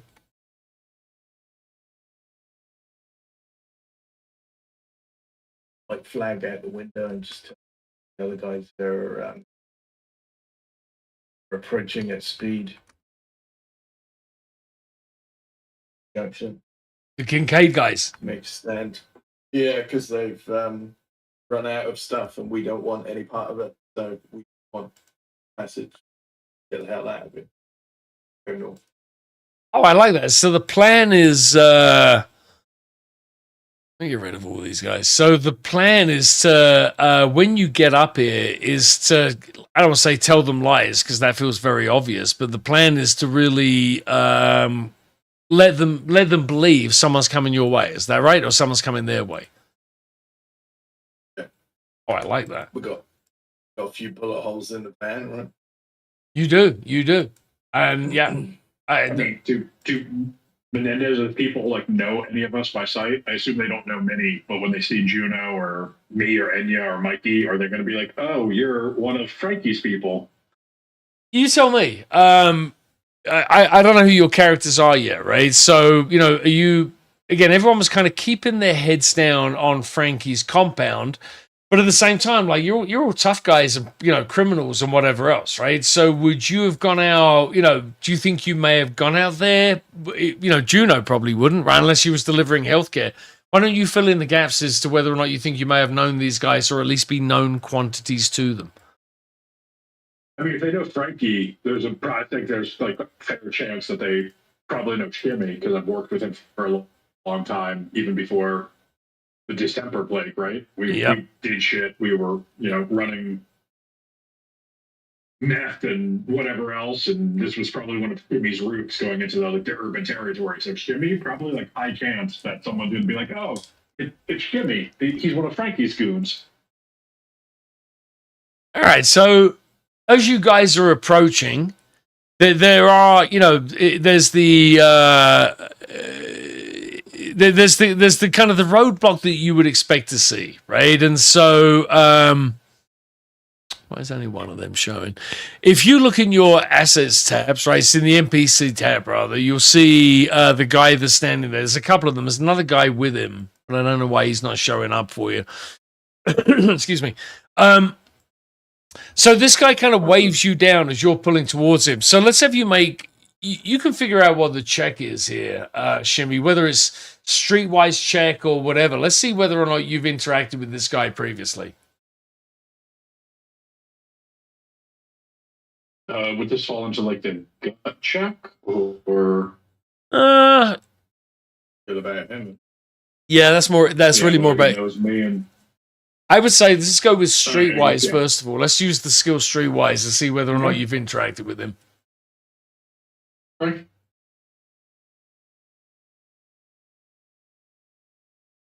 I don't know what success means here. Yes or no? Yeah, I would say that you do know him, right? Again, like you've or at least you're known to this guy, right? Like you and Frankie's men, you may not have met this guy individually before, but as you're pulling up, like he waves you down, and he's like he's almost looking around to see if he can see Frankie inside. So, let's have you do this, Tim, or rather, who's doing all the talking here? I think Juno, right? Sure, Juno's very good at. Well, unless you wake any up, she's passed out having a happy dream. I mean, it's just Juno's plan, so I think Juno's doing the talking. Yeah.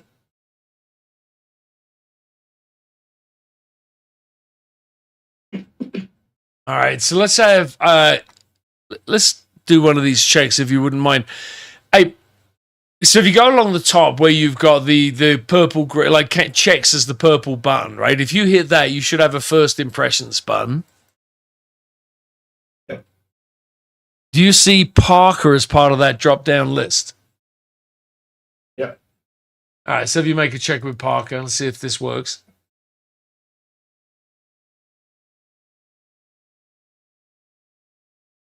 If you haven't picked which. So you picked which skill to use with it. Did it not do that? Oh, it just went straight there. No. Yeah, it just goes straight through to them. So I should get +1 because I'll use manipulation. Yeah, and I'd have given you another +1 for being one of the few for the few women in the area that anybody sees, right? People are always predisposed, especially like, you know, angry, lonely men. A woman comes along, whether or not you're a beautiful woman or you look like, you know, whatever, like they're still going to be more pleased to see you. I'll add a. That roll from Mikey Banachek. No, that was me seeing how it worked. I haven't done this before. I haven't done this check before since I redid it. Gotcha. Unfortunately, I just scraped that. Had I added another dice. Yeah, so Because I rolled 2 1s. Actually, hold on. I know, 5 in us. No. What? There's a 2 and a 5 in the log that I'm seeing. Yeah, I don't know what it said in the pop-up, but it didn't feel good when I looked at the pop-up, and then it's an 11. But no, I might have just seen it wrong. It's a success anyway. perfect. All right, so he's predisposed, right? As you guys get up there, like he's friendly enough, so he's kind of making conversation, and he starts out with. So I knew Frankie had been getting. Sorry. 2 seconds. Please. I put in an extra dice there, so there should be an extra dice in there. That's what's wrong. There should be an inside dice in there as well. Yeah, so there should be an inside dice in there. Okay, hold on. Make a note of this. Knew something was weird.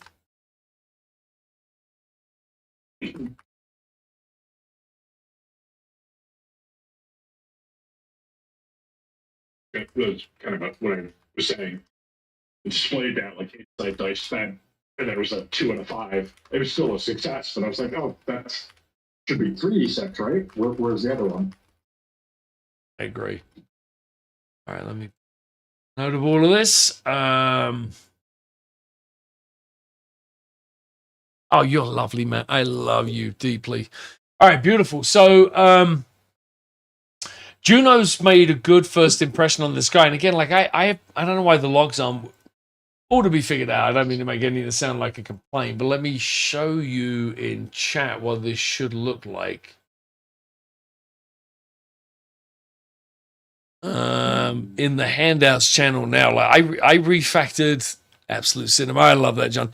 I refactored all of the logs. So the first impressions logs, I don't know why that's broken, but you should be seeing something, excuse me, much more descriptive. So like these ones I just posted. So it should have said, Juno makes a great first impression or makes a battle or whatever, right? And so there's then modifiers to future checks, which you would get and you'd be able to see on a relationship chat. I don't know why this part isn't working. I'll get this fixed for the future. But what this does mean is that you would get a +1 modifier because you made a good first impression. You'd get a +1 modifier on future manipulation checks with this guy, Parker.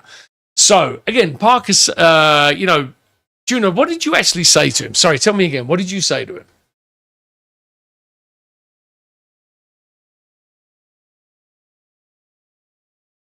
Essentially, in the coming this way, there's out of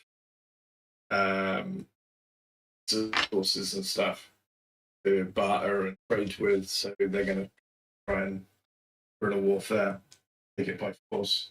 We didn't want any of that, so we tried to sneak away. They put a few bullet holes in us. We just want out and away. Kill each other. I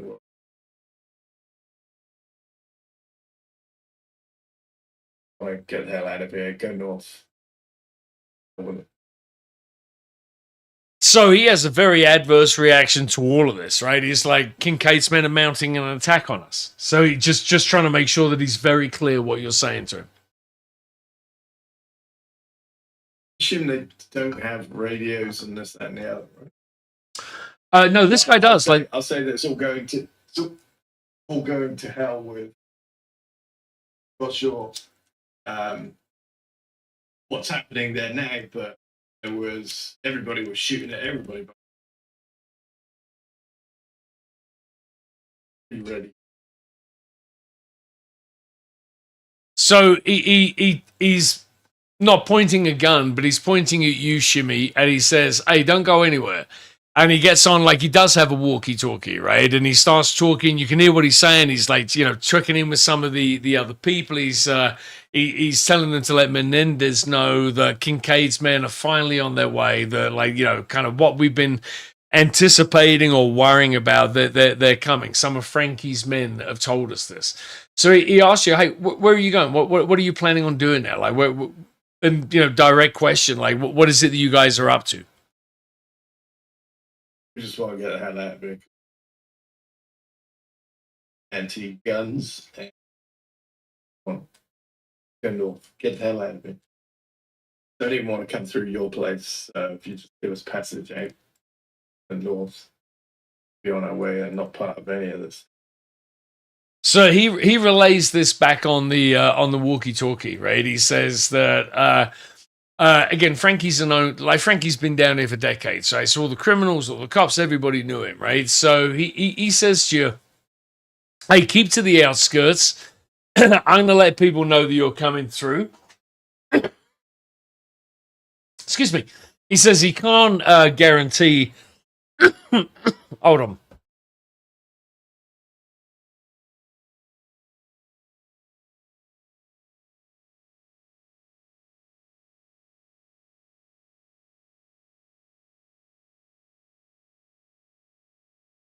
Yeah, you should be.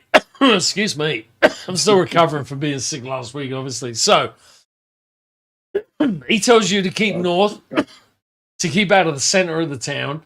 He says he can't guarantee that everyone's got their radios and won't take shots at you. But the further on the outskirts you are, the less people are going to be there, so the safer you'll be. So, he kind of waves you through, him and the other persons with him. He waves you guys through. And they don't seem all that interested in you, right? They're kind of, they believe that there is an attack coming from Kincaid. Whether or not it comes is another matter. But they start preparing for it, right? So there's two guys there, Parker and the other guy. Parker's the one you spoke to. The other guy starts going into a building as you can see him in the rear view mirror as you're coming out. Like he comes out on the roof of the building. Looks like they may have some kind of mounted weapon or sniper's rifle up there. So they're getting prepared for an attack that is probably never coming. Walk me through what you guys are doing. Well done. Well, good job, by the way, Juno. So why don't you, hey, Tim, as the driver, why don't you ping the road and show me kind of where you're going? Because I'll say again, like, you've got to get through, if you can see where I'm pinging. Where's that?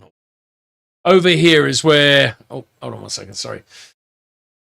This is where you have to get to in order to be able to loop back on the road. So why don't you guys kind of walk me through the approach you're taking or ping it or whatever you want to do to show me how you're going to get there. If you feel like it, tell me what you're seeing out of the windows or from the roof behind the gun. Walk me through what's going on. Oh, nice. Oh, we got that one. Yeah. Do we have a map there? Oh, yeah. Because we wouldn't necessarily. Hey, Okay. so, Matt, go to GM notes, and I'll rename all of this and make it more... I'll make this a little bit more useful. Go to the route, and then click pop out. Yeah. Frankie left this for you, right? And so I was actually just updating this when Tim joined this evening. So you've got all of the points you should be stopping to spread your fuel out, where he thinks there's areas where you'd be able to like find enough things to turn into fuel. So you have like a fold-out gas station map or maybe like a book or whatever it is of the US. But Frankie's left you a very, very detailed route. Now, and by the way, you can completely ignore this and go your own way, but there is a very clean route and you'd be able to navigate like you're doing around based on this map that you got from Frankie or the Frankie left in the van. Shimmy, I should have said that, sorry. All right, so... I mean, if they will let us, I think the checkpoint is probably a good time if they're going to take time to talk, to actually pull over, get out and look around Mini and just double check, make sure we don't have any major injuries to Mini. We're not leaking anything.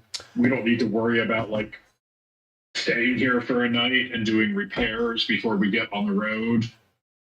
There's I mean, we have food, we've got all our provisions, we're not missing anything that we know of, right? We don't have to stop and trade. Correct. So I think the only thing we need to worry about is damage that we've taken. All right, so let's have you make a mechanics check.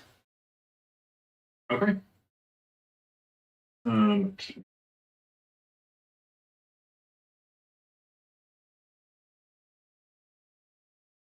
Nice. All right, beautiful.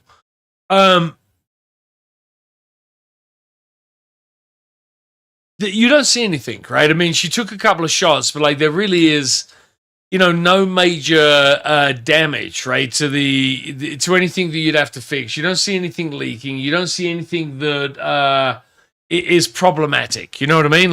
You think she's in pretty good shape, all things considered. Yeah, I would say I didn't actually look at what route. Again, this is a big, complicated map. I don't want to get into it too much. I don't know if we want to take the shortcut that goes by the lake, even though it's the far end of the lake. So? Yeah. Yeah, the one that goes there, because that is that's the far end of the lake that, fucking Kincaid controlled. So if they have boats, they could have people down at the other end. I'm okay going the long way around. I'm getting on. How the fuck do you ping? Shift, Alt? Alt and then left click. And Alt and left click. Going the long way around, getting on the highway. Fucking, way over there and avoiding the lake. But then we might bump into more of their guys, right? Who will also put bullet holes in it.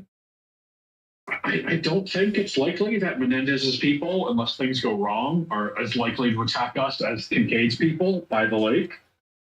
And again, that's just my opinion. I don't feel real strongly about this, but again, it's going to be the difference of what a few miles, maybe an hour. Yeah. I don't think it makes a big difference, but I'd rather avoid the lake at all costs because, I mean, again, I don't know in game if we know that much about Kincaid, if they had like boats, if they were trying to control the entire lake, if they were just stationed at one point. Man, Didn't do anything else, but your instincts are really good. So there are people all along this lake, right? And there's kind of, if you again, if I share this view.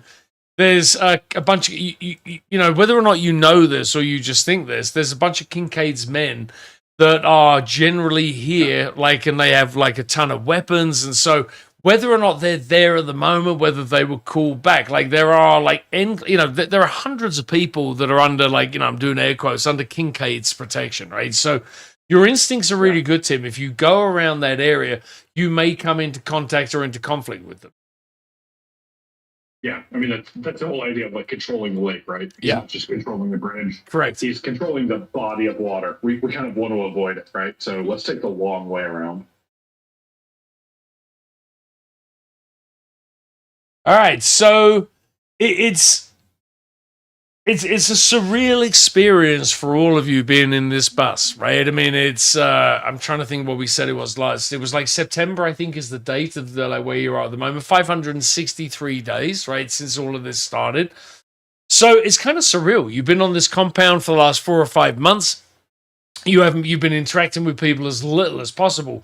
So driving around in this bus, seeing how few people there are, seeing, you know, kind of like the real kind of impact and ramifications where you're, you know, the virus, where you're driving through, you know, different developments or areas and there's no one. It's all just broken and knackered, right? And every now and then you will see people as you're kind of going this route and kind of heading up on AZ-87. You do see people as you're leaving, you know, going through Menendez's area every now and then, but people seem as confused to see the bus as they are, you know, anything, right? They're not violent, they're not aggressive, no one's firing any shots at you.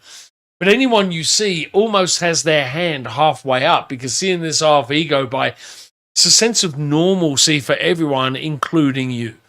So, excuse me, you guys are heading up US 87, and Tim, we'll start to bring this to a close because you're pumpkining.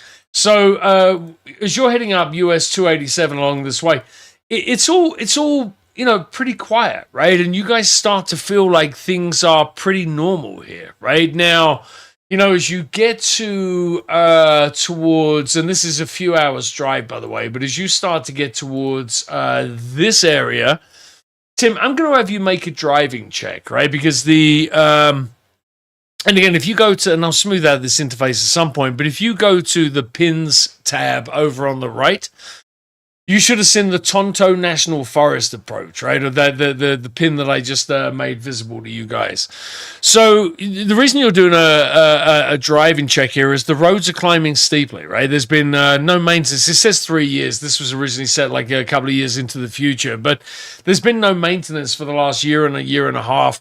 Like I said, Arizona's brutal for anyone that hasn't been there. So, you know, like the roads are always fucked if they're not being like taken care of because of the brutal sunshine that's coming down on them. So there are tight switchbacks, there are rock falls. Let's have you make another driving check just to make sure that you're not doing any damage to Minnie. And let me say one last thing and then I'll stop talking. The goal for today, like where you're looking to get to is this place here, Payson. So Payson is the first stop on Frank's map, right? There's actually a fair amount of greenery around here and kind of parks and stuff. So you would, in theory, be able to find enough stuff to make more tanks of gas if you wanted to. But this, you should be able to get there by nightfall if you can successfully make these checks and get through to the other side. That makes sense? All right. So we're getting into what, like late afternoon when we're making this checks and still have a few hours ahead of us. Yeah, correct. All right. Well, let's do this, and we'll spend an insight dice. Very nice. And by the way, John and Matt, if you hadn't seen it, these in the handouts channel, I put all of these checks in there, right? So there's a bunch of checks you have to make every day with Mini. There's a driving check, a scavenging check if you're looking for stuff. There's a mechanics check for brewing. So those checks are in there, right? So this isn't going to be on the fly every time. And Tim, like suggested C mods for driving, you can always make the case for why you should get this, or if you guys are going to try, whatever. It's not really possible to do a group check while driving. But any C mod you think you should add to this, because we will be making these semi-reef every day, actually, every day in the game. No, that's cool. I'm just put a note in with your thing because yeah, you can see in the log it's 6 + 9. You can't roll a 9 on a d6, so it's combining two of the dice rolls when people roll insight dice rather than displaying all three of them. I rolled a 6, a 3, and a 6. Okay. But either way, I assume a 19 is a good success there. So that was beautiful. So you're driving this, like you're starting to become like this may start to feel like your own personal Millennium Falcon, right? So as you're kind of driving this around, you start to become one with Mini. Enya and Juno, what are you doing while he's doing this driving? Are you keeping him company? I didn't mean to make that sound like it was a multi-choice. You keeping him company? You sitting in the back doing nothing? Like, walk me through how you guys, because this is like a full day now. Like, how do you spend the day's journey? We don't have the guy that wrote all the math. Any paperwork that gave us. Price it just. Let's have you. Hey, let's have you make a navigation check with +2. And by the way, I've only done half of it, but you now have 1 point in medicine. But I took away one of your points in navigation. I'm going to give you that navigation point back, as well as another point in medicine. Anyway, over to you. Make that roll if you wouldn't mind.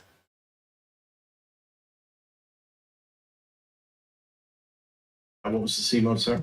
+2.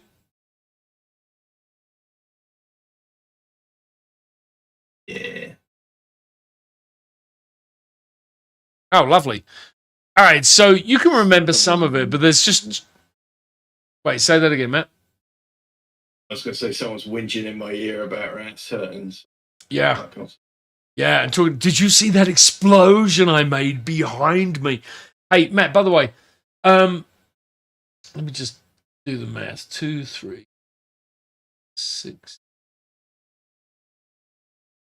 Not now necessarily, but if you could let me know 3 more skill points you'd want to put into Juno and in the skills, I will take care of that on the other end. I'm up in medicine and navigation at the moment, but that still leaves you only at 12 CDP or 12 skill points spent rather than 15. So I will update that and fix that for you. So, all right. So you're trying to remember the route in case anything happens to these charts.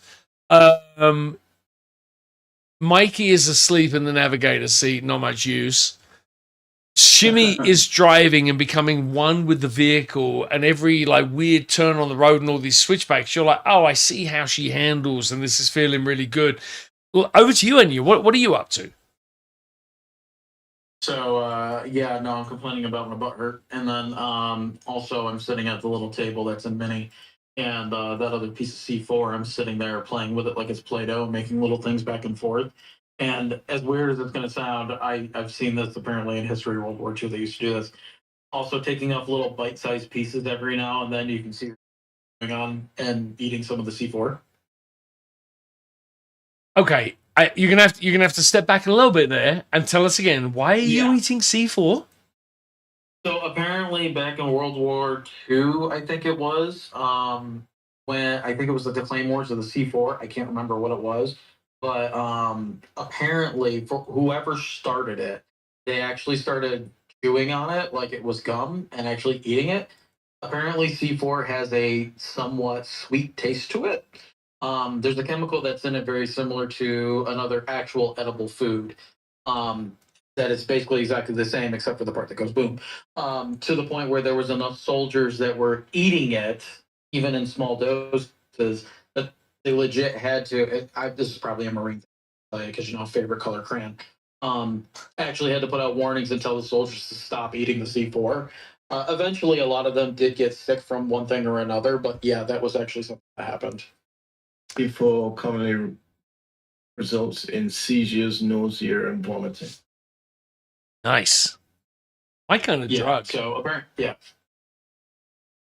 but she knows better. She's doing like little M&M sized ones at periodically.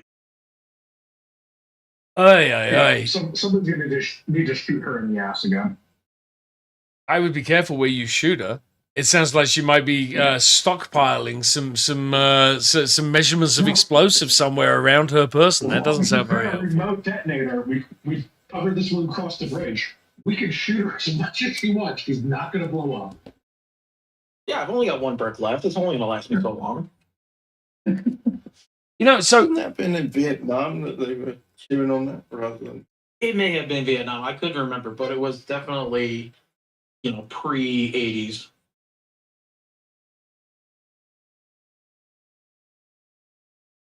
I couldn't remember. It was a fat electrician video, and it made me laugh. We're debating on when people were crazy. yeah, They haven't always been. I was gonna say, like, he's focused on the wrong point here. He's kind of like, oh wow, like which war was this? Like, I disagree. The timeline about the crazy. Yeah, the timeline's wrong. Like, it's like, hey, let's focus on the people eating fucking explosives. That's gonna help us out a little bit more here. All right, beautiful. So I love that Juno's crazy. Juno, are you saying any of this shit out loud, or is this just like all in your head, like these kind of like these intrusive thoughts that may or may not be popular with the other people? Juno or Enya? I guess it was Enya eating it, but I'm wondering if I feel like Juno's probably also talking to herself and critiquing all the people on the van, but maybe that's just my impression of her. All right, let me. Juno, are you a talkative soul? And Enya, are you driving people nuts with this? Are you kind of like almost like spitballs or spit bubbles? Are you blowing any of this C4 people's way to freak them out? No, I wouldn't do it with C4. That's too precious a commodity. I mean, I'm more of a we're gonna play catch with grenades, and we'll see how it goes. Man, I can't imagine you juggling. Will not be. No, will not be catch with. Also, she won't allow you to. I will try slapping your hand once or twice before.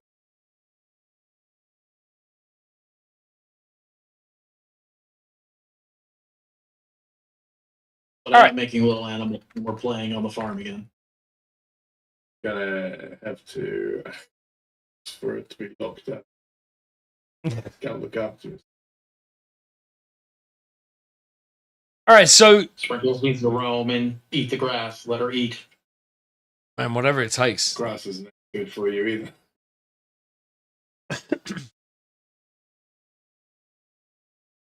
All right, so it becomes a little bit more as you head north. Let me share the view with you.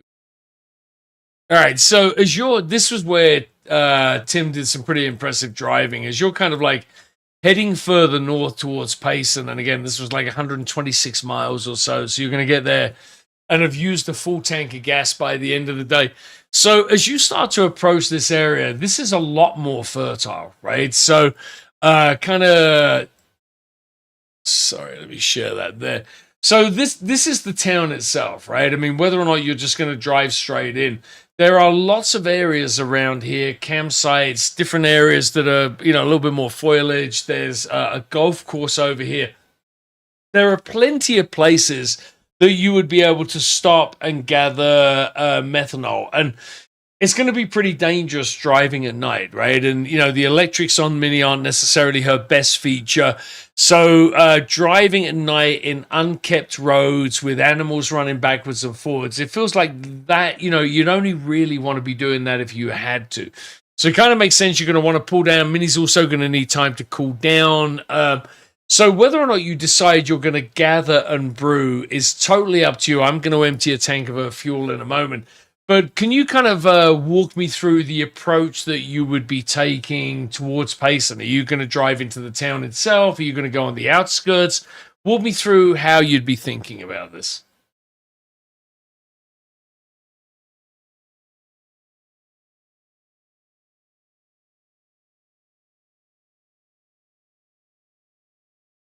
need a plan before going into Pace. I don't know if do we need anything? Or we like food?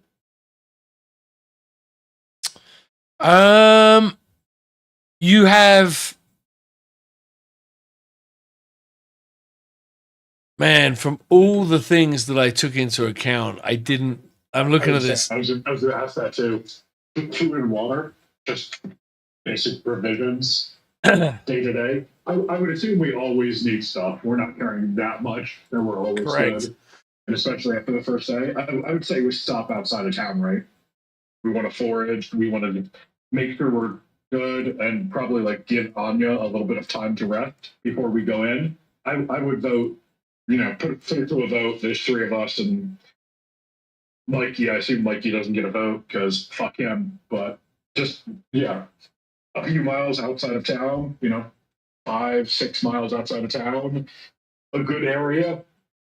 Find some good place, pull over, get some cover, get some rest, do a little bit of scavenging before we figure out what's next.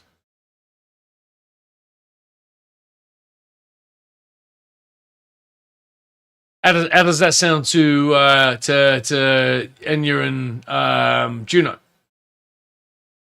I mean, I do definitely take a day to rest. I don't no problem with that. Yeah. When we'll have one of the fewest cars available now, wouldn't we want to scavenge a bit further away from the town? Because they'll be coming out from the town, right? Maybe we scavenge a bit further away and where we're more likely to find something. And if we're going to bypass the town, if we don't find anything, we can... Further than like 5 or 6 miles? How far out do we want to scavenge? I assume they're not... Again, they're running out of gas, doing whatever they need to do. Like, how far away do we need to be? Was that to me? It's a long way, right? 5-6 miles? By horse, by bicycle? I mean, but even by bicycle, that's what, like half a day's ride? 4 or 5 miles. No. Walking. An average bike does 10 miles an hour, or a bike does on average with like a healthy human, like adult. 10 miles an 10 miles an hour. Up here in the hills, we just like came up in like crazy. Oh yeah, I'd actually go with that. I think because we're not in the fucking flats. Like I understand that if we're in a flat place, but I literally was like doing like drawbacks and we're in the mountains. Like I thought that's where we were. You are. You are. So I would agree. I think that it's got to be less than 10 miles now. So, by the way, let me share with you on the map where we are. So this is roughly like 5 miles, 3 to 5 miles out of town, somewhere in this region, kind of these two areas, right? And this first one here is more like a very loose kind of. Well, they both are actually. They're both kind of like just. Developments, nothing major going on here. So either of these, there's always the chance you're going to run into survivors, right? There's always the chance there's going to be people or animals or some dangers. But these smaller areas like this, smaller numbers, right? So even if there were people here, like this feels like less of an inherent threat, either of these, than maybe the town itself does. And then, we can probably find like truck stops along the way or even smaller areas where you would be able to pull off and just like maybe even keep to yourselves. So kind of up to you. I mean, I would put it to a vote between the three of you, how far out of town or where you're going to go, or you're going to overshoot. But maybe you can kind of ping on the map. And again, feel free to use the measurement tool, but ping on the map as to where you think you guys are stopping for the night.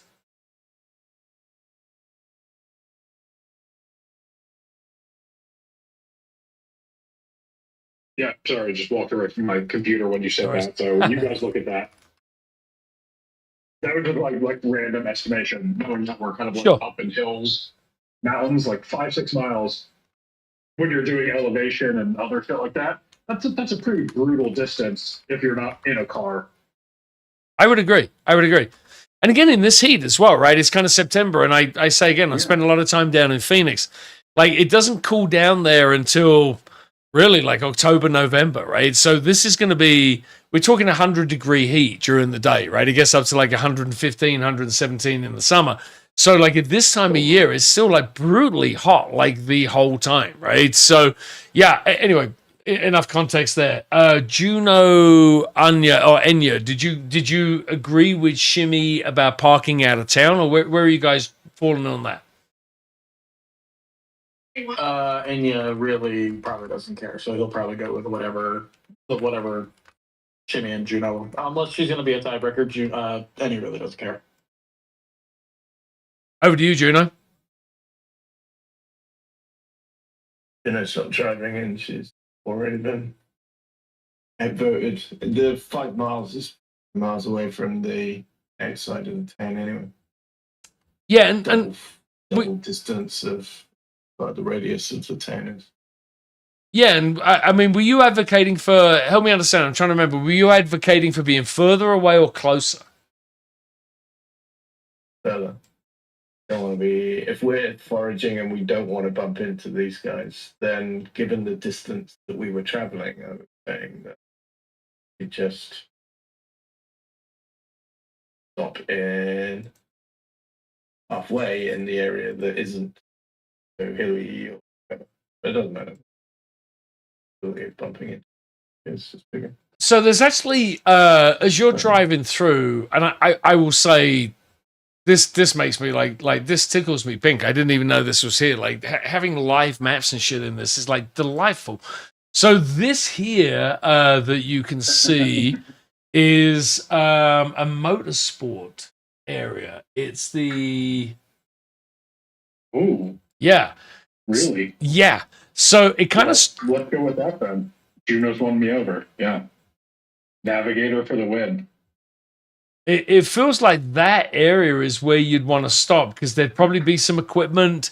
There's going to be areas around here you'd be able to forage. So yeah, like this does feel like a very, very good spot. Let me drop a pin here because this is where you'd be camping for the night.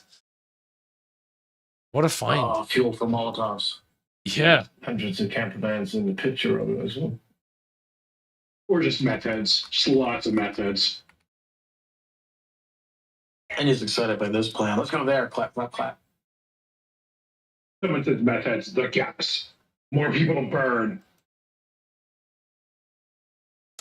So there's probably you'll be able to find some fuel maybe, but there probably won't be a lot just because by virtue of the fact that like things have already been burned. Do you know what I mean? Things have already been taken. By which I mean, wait, where is this pin? All right, so this is where you're making camp for the night.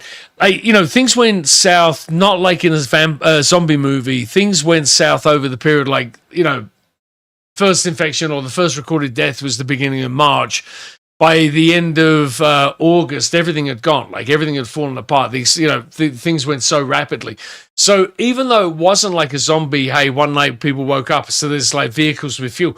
Everything pretty much will have been stripped, right? You'll have to have found something that was, significantly out of the way in order to find things that are going to be really useful, or like in this case, a ton of fuel. Did that make sense? Yeah. All right, beautiful. Yeah. But still could be parts. Oh, there'll be don't know what they're doing and hidden things. Yeah. Maybe not fuel. And again, we're converted to run on methanol. Yeah. Even if we find gas, can we still run on gas? Is it like a dual system? No, you'd have to convert it back again. And, if you've got the Shimmy, you may know how. Maybe you worked with Frank on converting this. So if you found regular fuel, but part of the reason that Frank did this was to make it completely mobile, right? And the idea was actually the Mini was going to be the fueling vehicle for there was supposed to be like 5 or 6 vehicles in the convoy in total. A Mini was going to be making fuel for all of them along the way. So she's kind of the only thing left. But again, so you guys are in the Tonto National Forest, so you're at roughly 5,000 feet in elevation. So this is pretty fertile around here, right? You're in this area. You go to set up camp for the evening. It does. it does concern you that you're not quite sure what it is, but you can hear, you're not sure what the animals are, but you can hear animals making noise in the distance, right? And as a reminder, like there aren't a lot of dogs left, and certainly not many chihuahuas made it through, but there are still wolves and foxes and coyotes and things that are canines that as well as bears and like whatever animal would be in the vicinity. But this is all very concerning whenever you hear animals, simply because they're the onslaught of animals at this point is only slightly less scary the onslaught of humans. So where are you? Take a look at the map. Somebody feel free to ping it. Are you sleeping in Mini? And let me move the pin itself to somewhere a little bit more generic. This is get a list of possible threats again. It's wolves, foxes, and what? Like anything that was a canine, right? So like a hyena's a canine, a dog, a fox, a coyote, a wolf. There it is. Coyote. Wait, what am I missing here? No, just British showing. Oh, you're coyote. You're so cute. oh, You're cute, coyote. Coyote. okay. Coyote. Welcome to America, motherfucker. Yeah, I've only been here 25 years this year. It's crazy, isn't it? I still have this silly accent. If you want to get real America about it, we just call them coyotes. You don't even pronounce the entire word. I was pulled up on this. Last year we went to the zoo and I was shepherding a school trip for my kids and I was fascinated by the coyotes. And I got pulled up for my accent. You know what is funny as well? Like Americans will let me get away with a lot of shit because of this silly accent. But the minute I try and say, no, I swear to God, but the minute I try and say Maryland, people lose their fucking minds. Like every single time. Like I can just say stuff like however silly I want it, but if I say Maryland, people are like, it's Maryland. And I'm like, yeah, Maryland. And they're like, not Maryland, it's Maryland. And people get really bent out of shape. It's so funny. Anyway. No, you're fine. Fuck those people. You don't care as a kind of, I guess you're a northerner by heart. Anyway, no, they're not there. All right, let's wrap this up so that we can bring this to a close. Somebody ping on this map, or someone tell me, are you staying in Mini? Are you putting up a camp for the evening? What is it that you guys are actually doing tonight? Where are you going to make camp and sleep? I would think first night out, staying in Mini, especially this only a day's drive away from where we were. Yeah, I mean, that's tough. If we're hearing animal sounds, I mean... What are they going to do, climb the ladder and get on top of the Mini? I mean, there could be like shit to worry about. I don't know how much we want to worry about it, but I don't even know if there's a check to do that. What would that be? Is there a nature check? Is there some sort of like Survival, yeah. Insight, survival, try to figure out like what they are, how close they are, how much of a problem they might be. Yeah. Are they actually animals or like mimicked sounds from people in the town? Yeah, I don't. There's probably like something we want to do before we decide that, because I mean, the go-to for all times is that like animals don't like fire. You get out of Mini, you set up a couple fires around it, but then that also lets people know. So that's kind of like the conundrum here. Given the I know Mikey was. Are any of the rest of you ex-military? I don't remember. Yes, mercenary afterwards, yeah. Oh, yeah, you were. So fortunate, if you will. Yeah, for sure you were. Yeah, so, at least one of you is going to, I'm going to guess at least one of you is going to make a case for like keeping a watch, right? And I do think having it on top of the van, and by the way, I'm putting an image in chat. This is kind of not necessarily like true to Mini. Mini's a little bit bigger than this, but you have that kind of warning off to the side. You would be able to set up like little camps like this along the way. It would probably be, you're not gonna be in Mini the complete time because you are going to be after making fuel. So you're probably going to set up camps at a bunch of places. But to Tim's point, anyone that wanted to make a survival check or an animal handling check, and you might want to do this as a group check, which is under checks on the man, if I can say that word again, checks under the button on the top. Let's see if group checks is working. I think it is. Check. Yeah, I mean, a week from now, I would, and you probably wouldn't care, but at least for the first 2-3 days, yeah, I'm definitely staying close to mini, if not in. Yeah. On top of, I can see you sleeping with that gun. I can Yeah, sleeping with your hands and lips on it. yeah, absolutely. Who else is Yeah, in for a survival check? I had +1. How do I do this? Should just be I the. think I can do it Yeah. by clicking on you. Shimmy, what's yours like? Survival. Survival. Also a +1 for acumen. Okay, cool. Fair point. Any pluses, minuses? I know. Doesn't seem high enough, but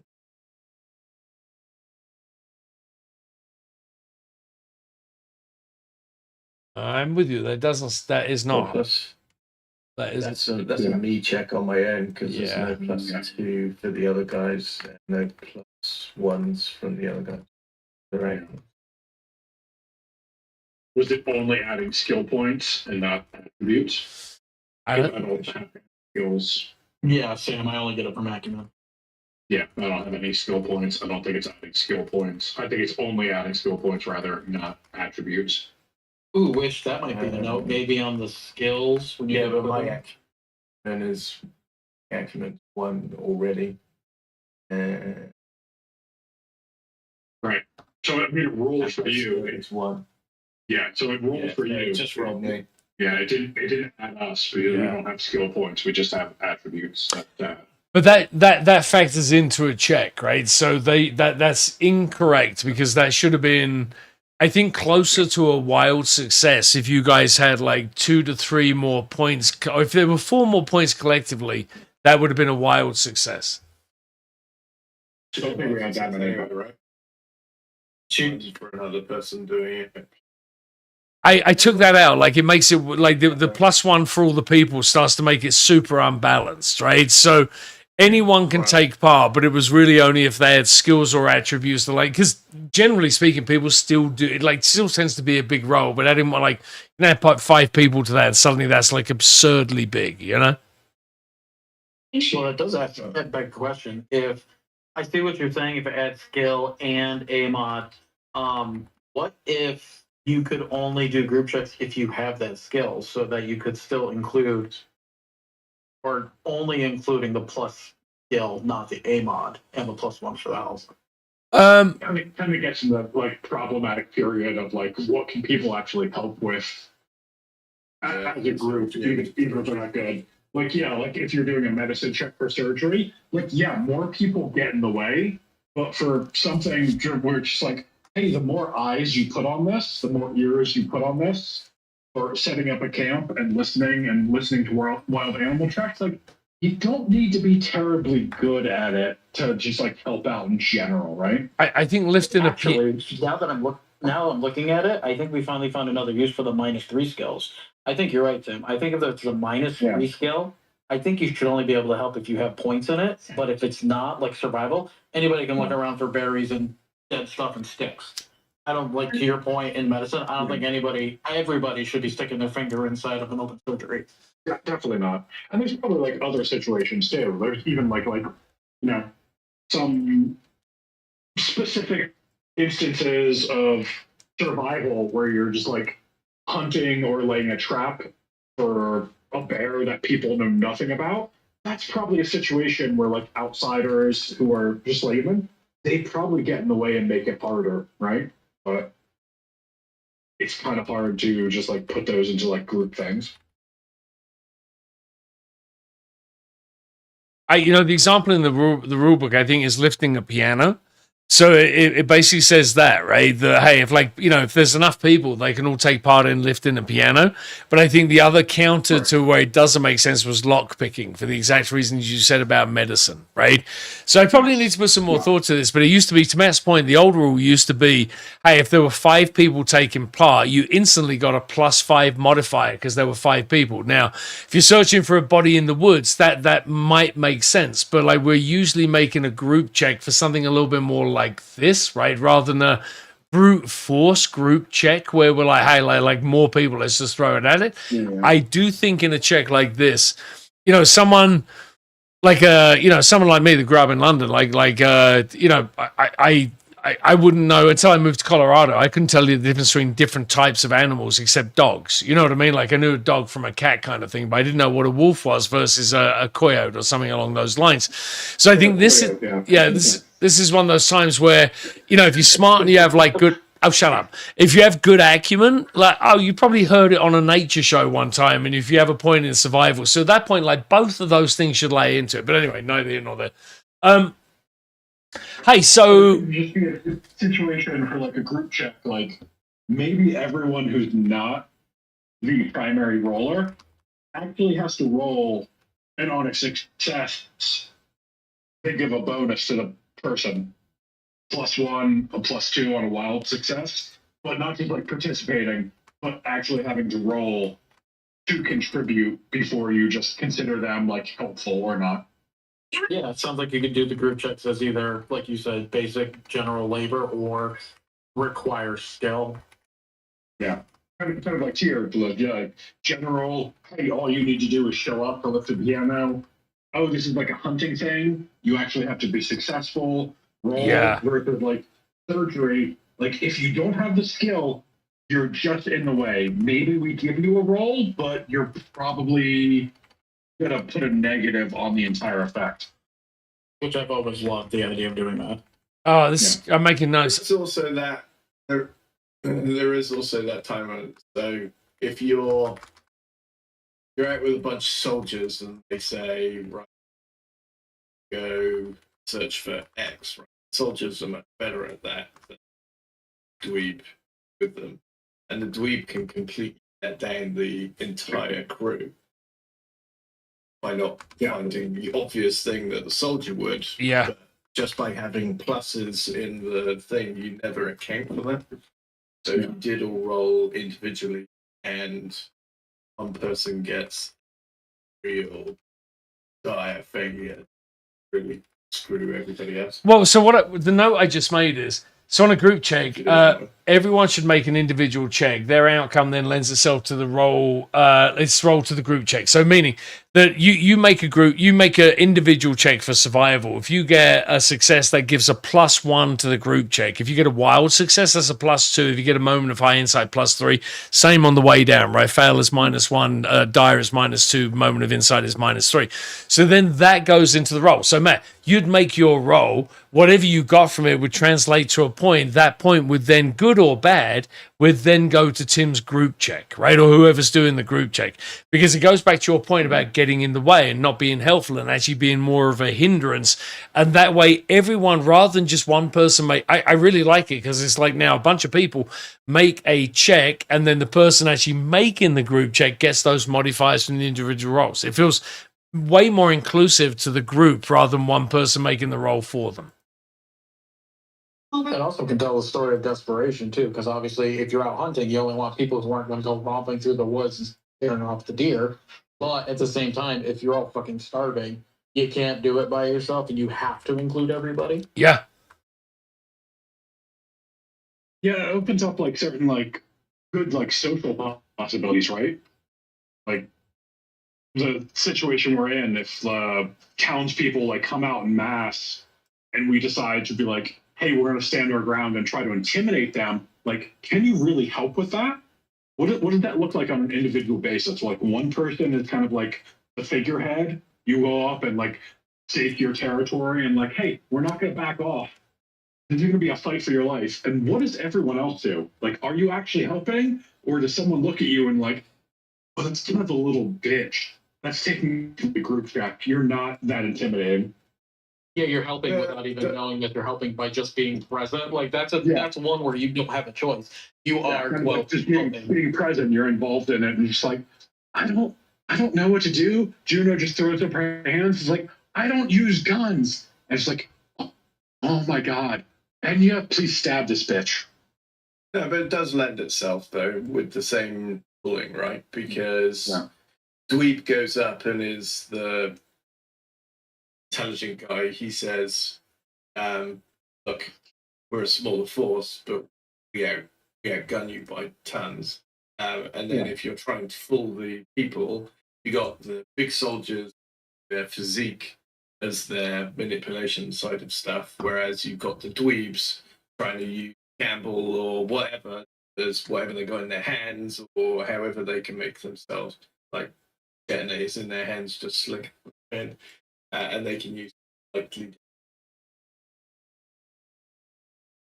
And then keep at the front is gets the benefit +1s, like you'd hope. Those it gives a little more tactical sort of nice for it. Otherwise, if you're going for everyone's got to be physique and use that to pressurize townsfolk. If you've got only one big guy, it's not going to work. You can do a group check. Oh, I really Opens like the door that. basically to a bit more role playing. That's awesome. And there's also especially on the VTT, it could get like too complicated. Like you don't want it to be like, hey, who wants to do this? There's like too many like drop down menus. But I think like if you're going to participate, it should probably just like generally be a role rather than just like participant, right? Except for like extreme circumstances. Lifting a piano, you can kind of just like factor that in. I think you do group check, right? But don't bind it. So you just do group check. Anyone that you triggered to be part of the group check will run their next test, their next roll, and whatever the answer to that roll is gives you your pluses or minuses, right? And then you can have a plan being a group check. So for the bridge, for example, I was distracting, talking to the guards, and the group check would be sneaking onto the base. You could run your secret stealth ones at the same time as my distractions happening, right? That allows you to combine all three and you're doing completely different things. But they're all working to the same action. But you wouldn't need a mechanic to that, would you? I mean, so meaning to your point, like in one single round, right? Like while we're doing it now, to do a group check and say, hey, so Matt's gonna fire a group check. He clicks like, and do this for me. Everybody, open up their character sheet. So if you click on like animal handling, right? So if you click that and it comes up with the modal, right? This is the screen. So if it came up and said, group check, and like you checked a box and then it came up with a list of players and you could select them. At a time like this, I think having them roll their own animal handling or perception or whatever dice we decided we were going to be, having you saying, Matt, that you would fire off, or like it would be cool if like the player making the group check would fire off a series of sub checks for the people beneath them. Like that's point number one. Is that what you were just saying? No, all you would do for keeping mechanics clean, all you would do is the GM would say, okay, let's do that as a group check because all of the things happen at the same time, right? That's what the group is interacting as a group. You're sneaking, for example, I'm distracting, they're sneaking around, right? You do that as the group check, or you can do the trying to find something in the woods, right? But people can be doing that in a way. I think it's two different things. Riding So didn't mean to talk over you, sorry, but for me, like the group check in my head is, hey, a bunch of you are listening and saying, hey, can we identify what those animal sounds are right now? I think what you're talking about is more like a coordinated action. Do you know what I mean? Hey, you flank around the side and you do this, and I'll go up to him, or you distract him, I'll try and get behind him. I'm not saying that we couldn't fold it in somehow to a group check, but in my head, the group check mechanic is really for a bunch of people all doing one activity and trying to pull their knowledge or expertise to get a better outcome, right? So really, now, I think what you're doing is awesome. I think it's almost like again, coordinated effort or choreography or something. But again, neither here nor there. I was just trying to make sure I understood what you were saying about the mechanic before I started thinking about how I could make it work. So I think the kind of like the simple way to do it, not even like simple way to do it, but if somebody like requests a group check, have that group check button for the players, but it doesn't go to the players. It kind of like pops up for the GM. And it's like, hey, a player has requested a group check. Ask them what it's for, and ask them individually, like, hey, this is the goal. What are you doing? And I'll put in you know, put in like have a drop down menu of like, okay, these are the things that apply that you can roll. If you don't have these things, and if you don't have the proficiency or expertise in them, then you're not going to be able to help here, right? For lifting a piano, like, hey, do you have athletics? Do you have anything in physicality? If you don't, you're kind of just in the way. You're not strong enough to help. This is a group check where you're like, hey, you're listening to animal sounds. Do you have survival? Do you have any of these 3 or 4 things? And have it like pop up. It's like, okay, these are the things that you can roll. If you can't, then you're not a part of this. Wait, it's the same mechanic there, right? So Right. But you it's just just like say, GM dependent. Someone requests Yeah. a group check, and it kind of like pops up to the GM, and the GM's like, okay, I can see like these 3, 4, and I'll talk to the group. These 3, 4, maybe 5 things. If you're good at them, these are things that could apply. If you have these things, go ahead and roll them. yeah. So my thing would be that the GM clicks the check, and then everybody asks what. Sorry, everybody says what they're doing to help out, and then the GM goes, there's 20 people. The piano's quite small. You can't all do that. Pick 5. Right. And then only Right. 5 run that test. Or if they're searching for things and someone comes up with a way of searching, they can use a different skill, right? But you don't bind any of that. You just say GM clicks a button, say it's group check, and until that button gets off, then it will keep on adding whatever the results are until he turns off the group check. Together for whoever. So And it's the GM's discretion for all of it, right? So it gives the boundaries to the GM. You don't have, if you tie it up to GM has to pick 5 different things, it'll make it a night game. Clicking I to get it all right. I actually think there's a way of doing both of them.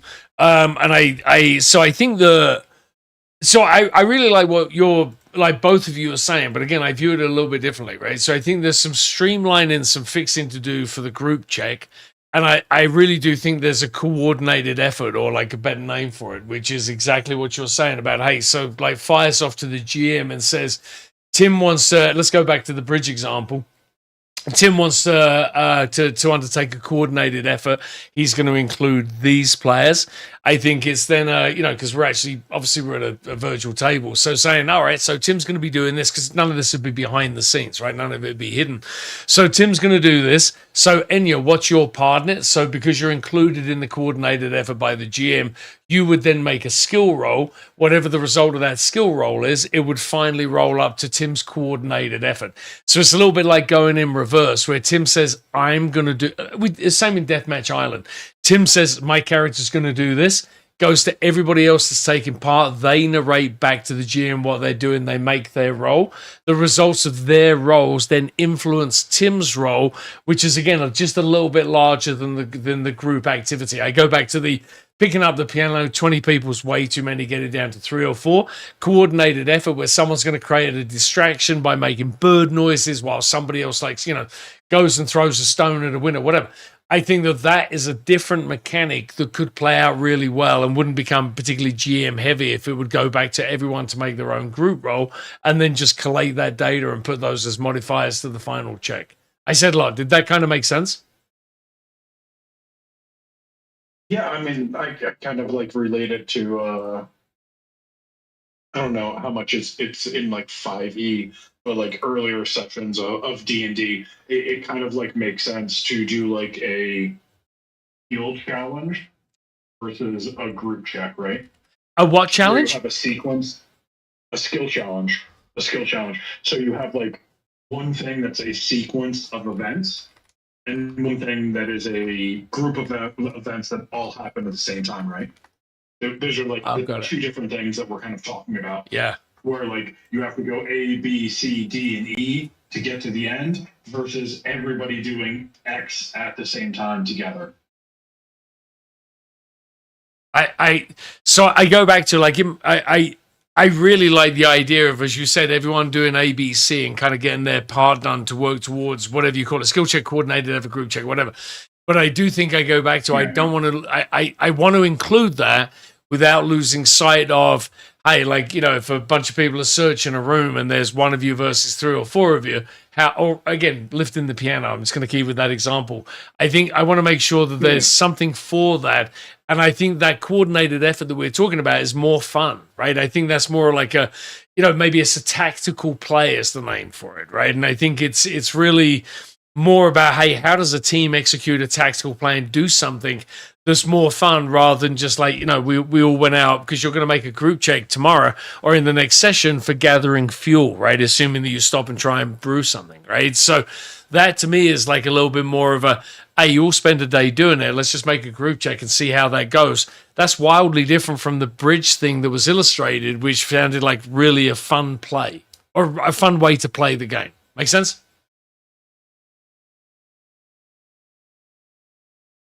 Yeah, yeah, I think that's just something to think about.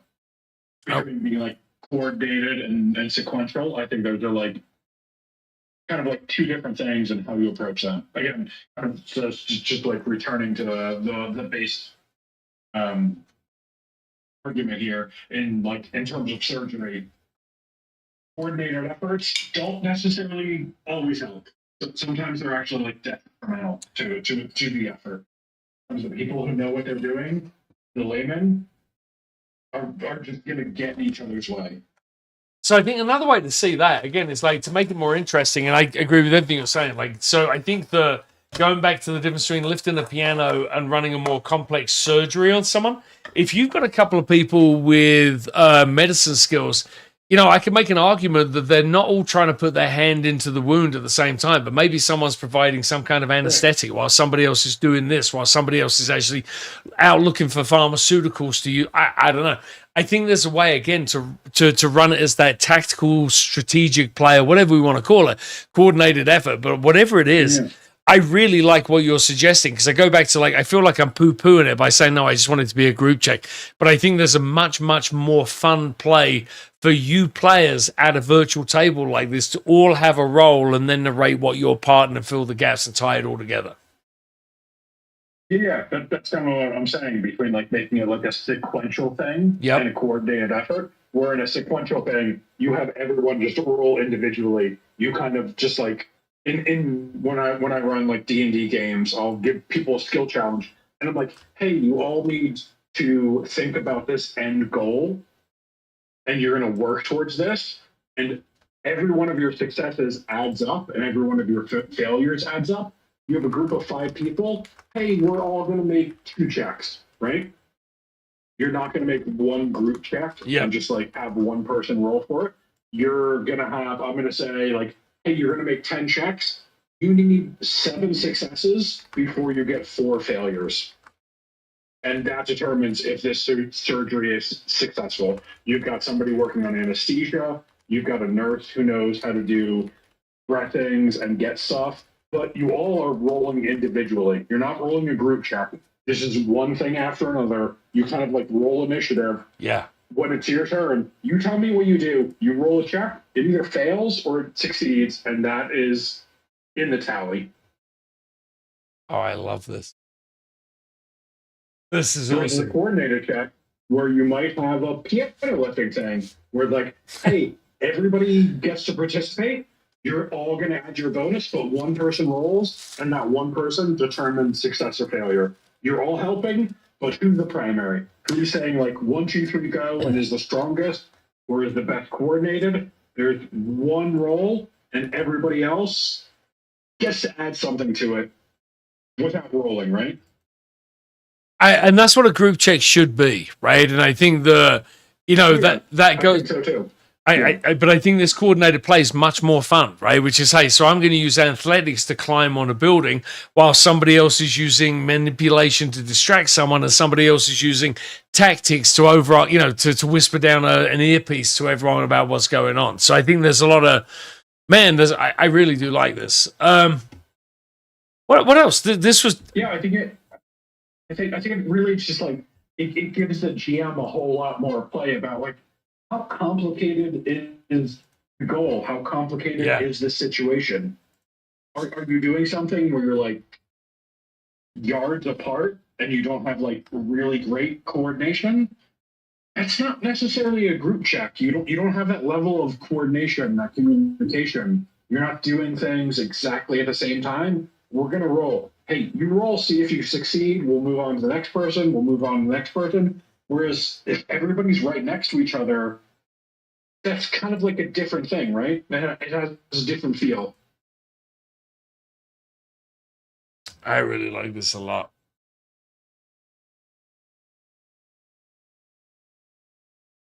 All right.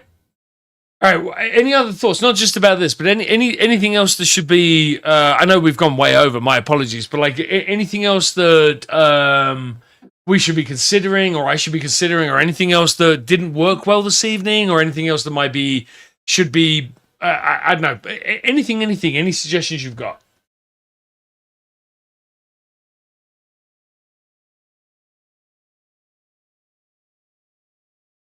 Cool. Well, we will fade to black this evening. You guys were successful at your survival check. So, I don't know which of you says it or who actually makes the comment, but it is a coyote somewhere off in the distance, right? And so, this is not necessarily uncommon. It's certainly not the first time that you've heard this over the last year or so. But it does chill you all a little bit because you're not on Frankie's compound with the fence all around it, right? So, to Enya's point, you'll probably want to sleep in or on Mini this evening rather than out in the open or find one of these buildings. So, unless you tell me otherwise, we're leaving it where you guys are parked next to this because, whether or not you decide you want to do it tomorrow, if you did want to brew something, there's probably just the perfect amount in this area. If you zoom in a little bit, probably just the perfect amount of foliage in there to brew for a day or two and replace that fuel tank. So, Juno, over to you. You feel like in some ways the most out of place character here. So why don't you fade us to black? Why don't you give us a final thought, or maybe the camera focuses in on Judo while she's manipulating prayer beads, or looking at some picture of Ryan Seacrest with adulation. Why don't you take us to the fade to black? What's up with you?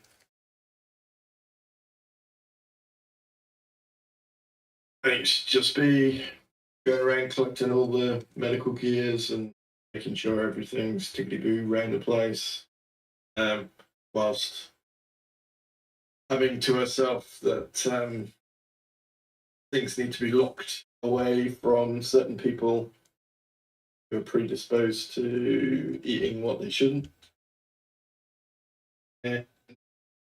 Readying up for the next day. Beautiful, beautiful. Well, it looks like Enya's C4 chewing habits are already starting to get attention. So, gentlemen and lady characters, this was super fun. I'm so glad we're back to playing Distemper. This really is my first love, and I'm very glad that we're actually out of Frank's compound and finally on the road after a couple of full starts with this. So, thank you all. This really was super fun. I really did enjoy it. If any of you have any thoughts on, again, anything you didn't like in the interface, something that we need to add, any other thoughts, whatever, I would love to hear them in Discord. And other than that, I will speak to you all next Monday, sorry. Beautiful. Thanks again. Yeah, Good night, guys. good. Thanks.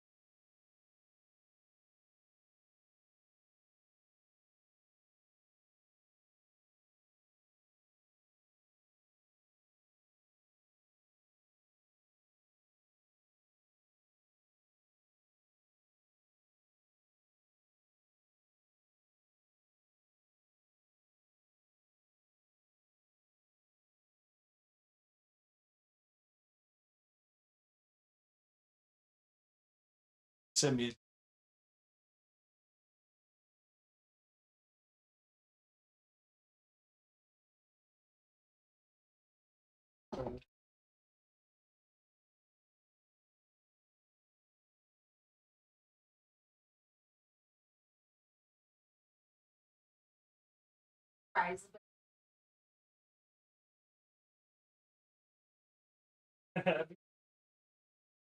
Or at least on the part.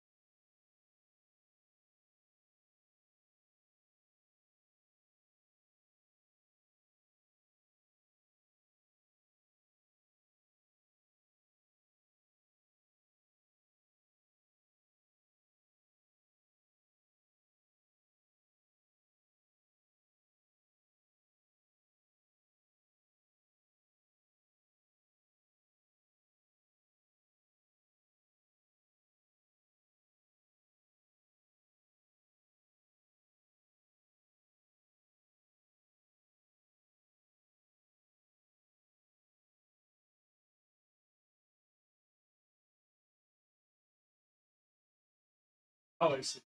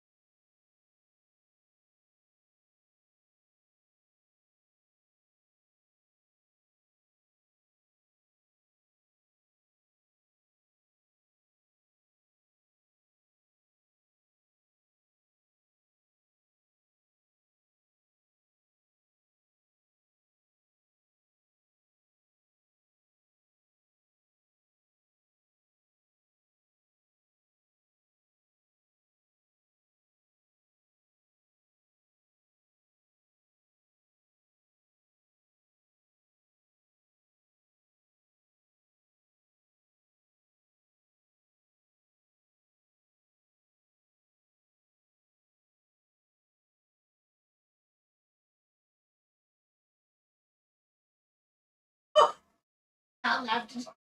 Yeah. Oh my god.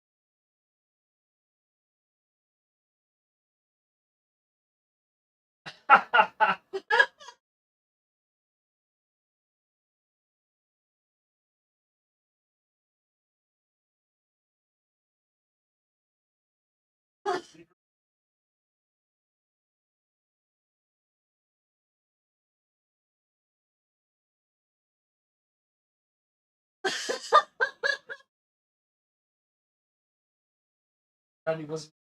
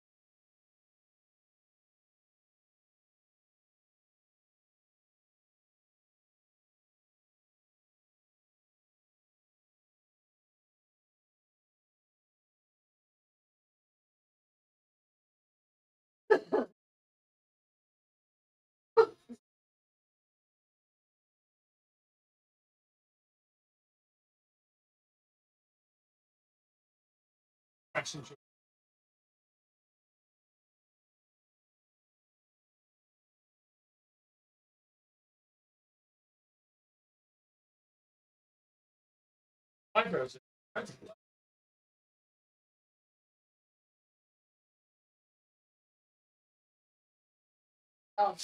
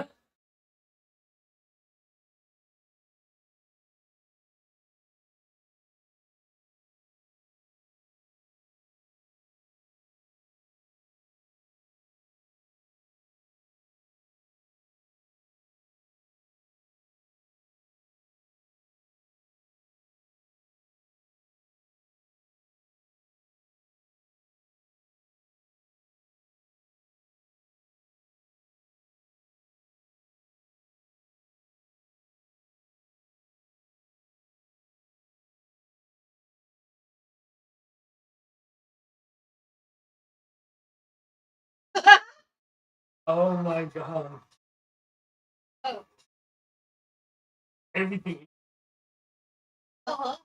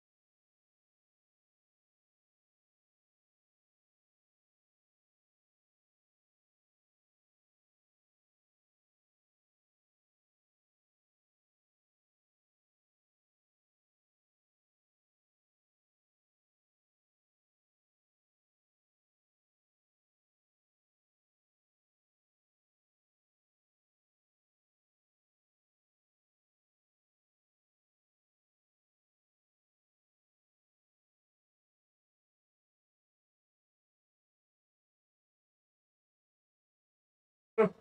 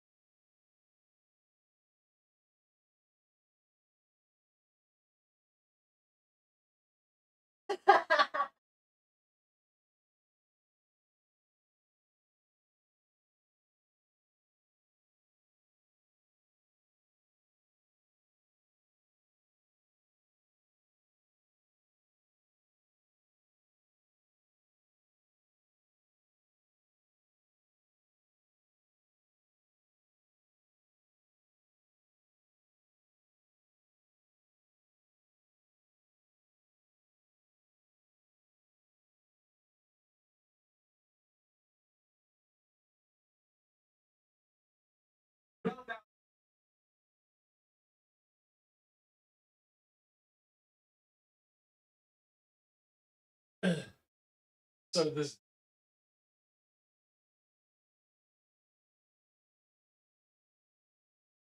moves.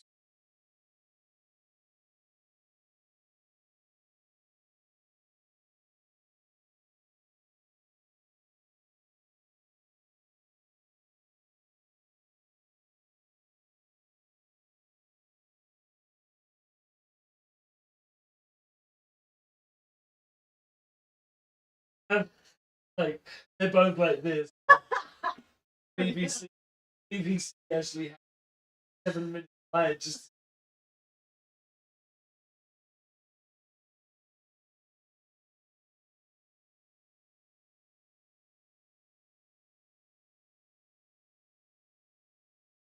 what it worked.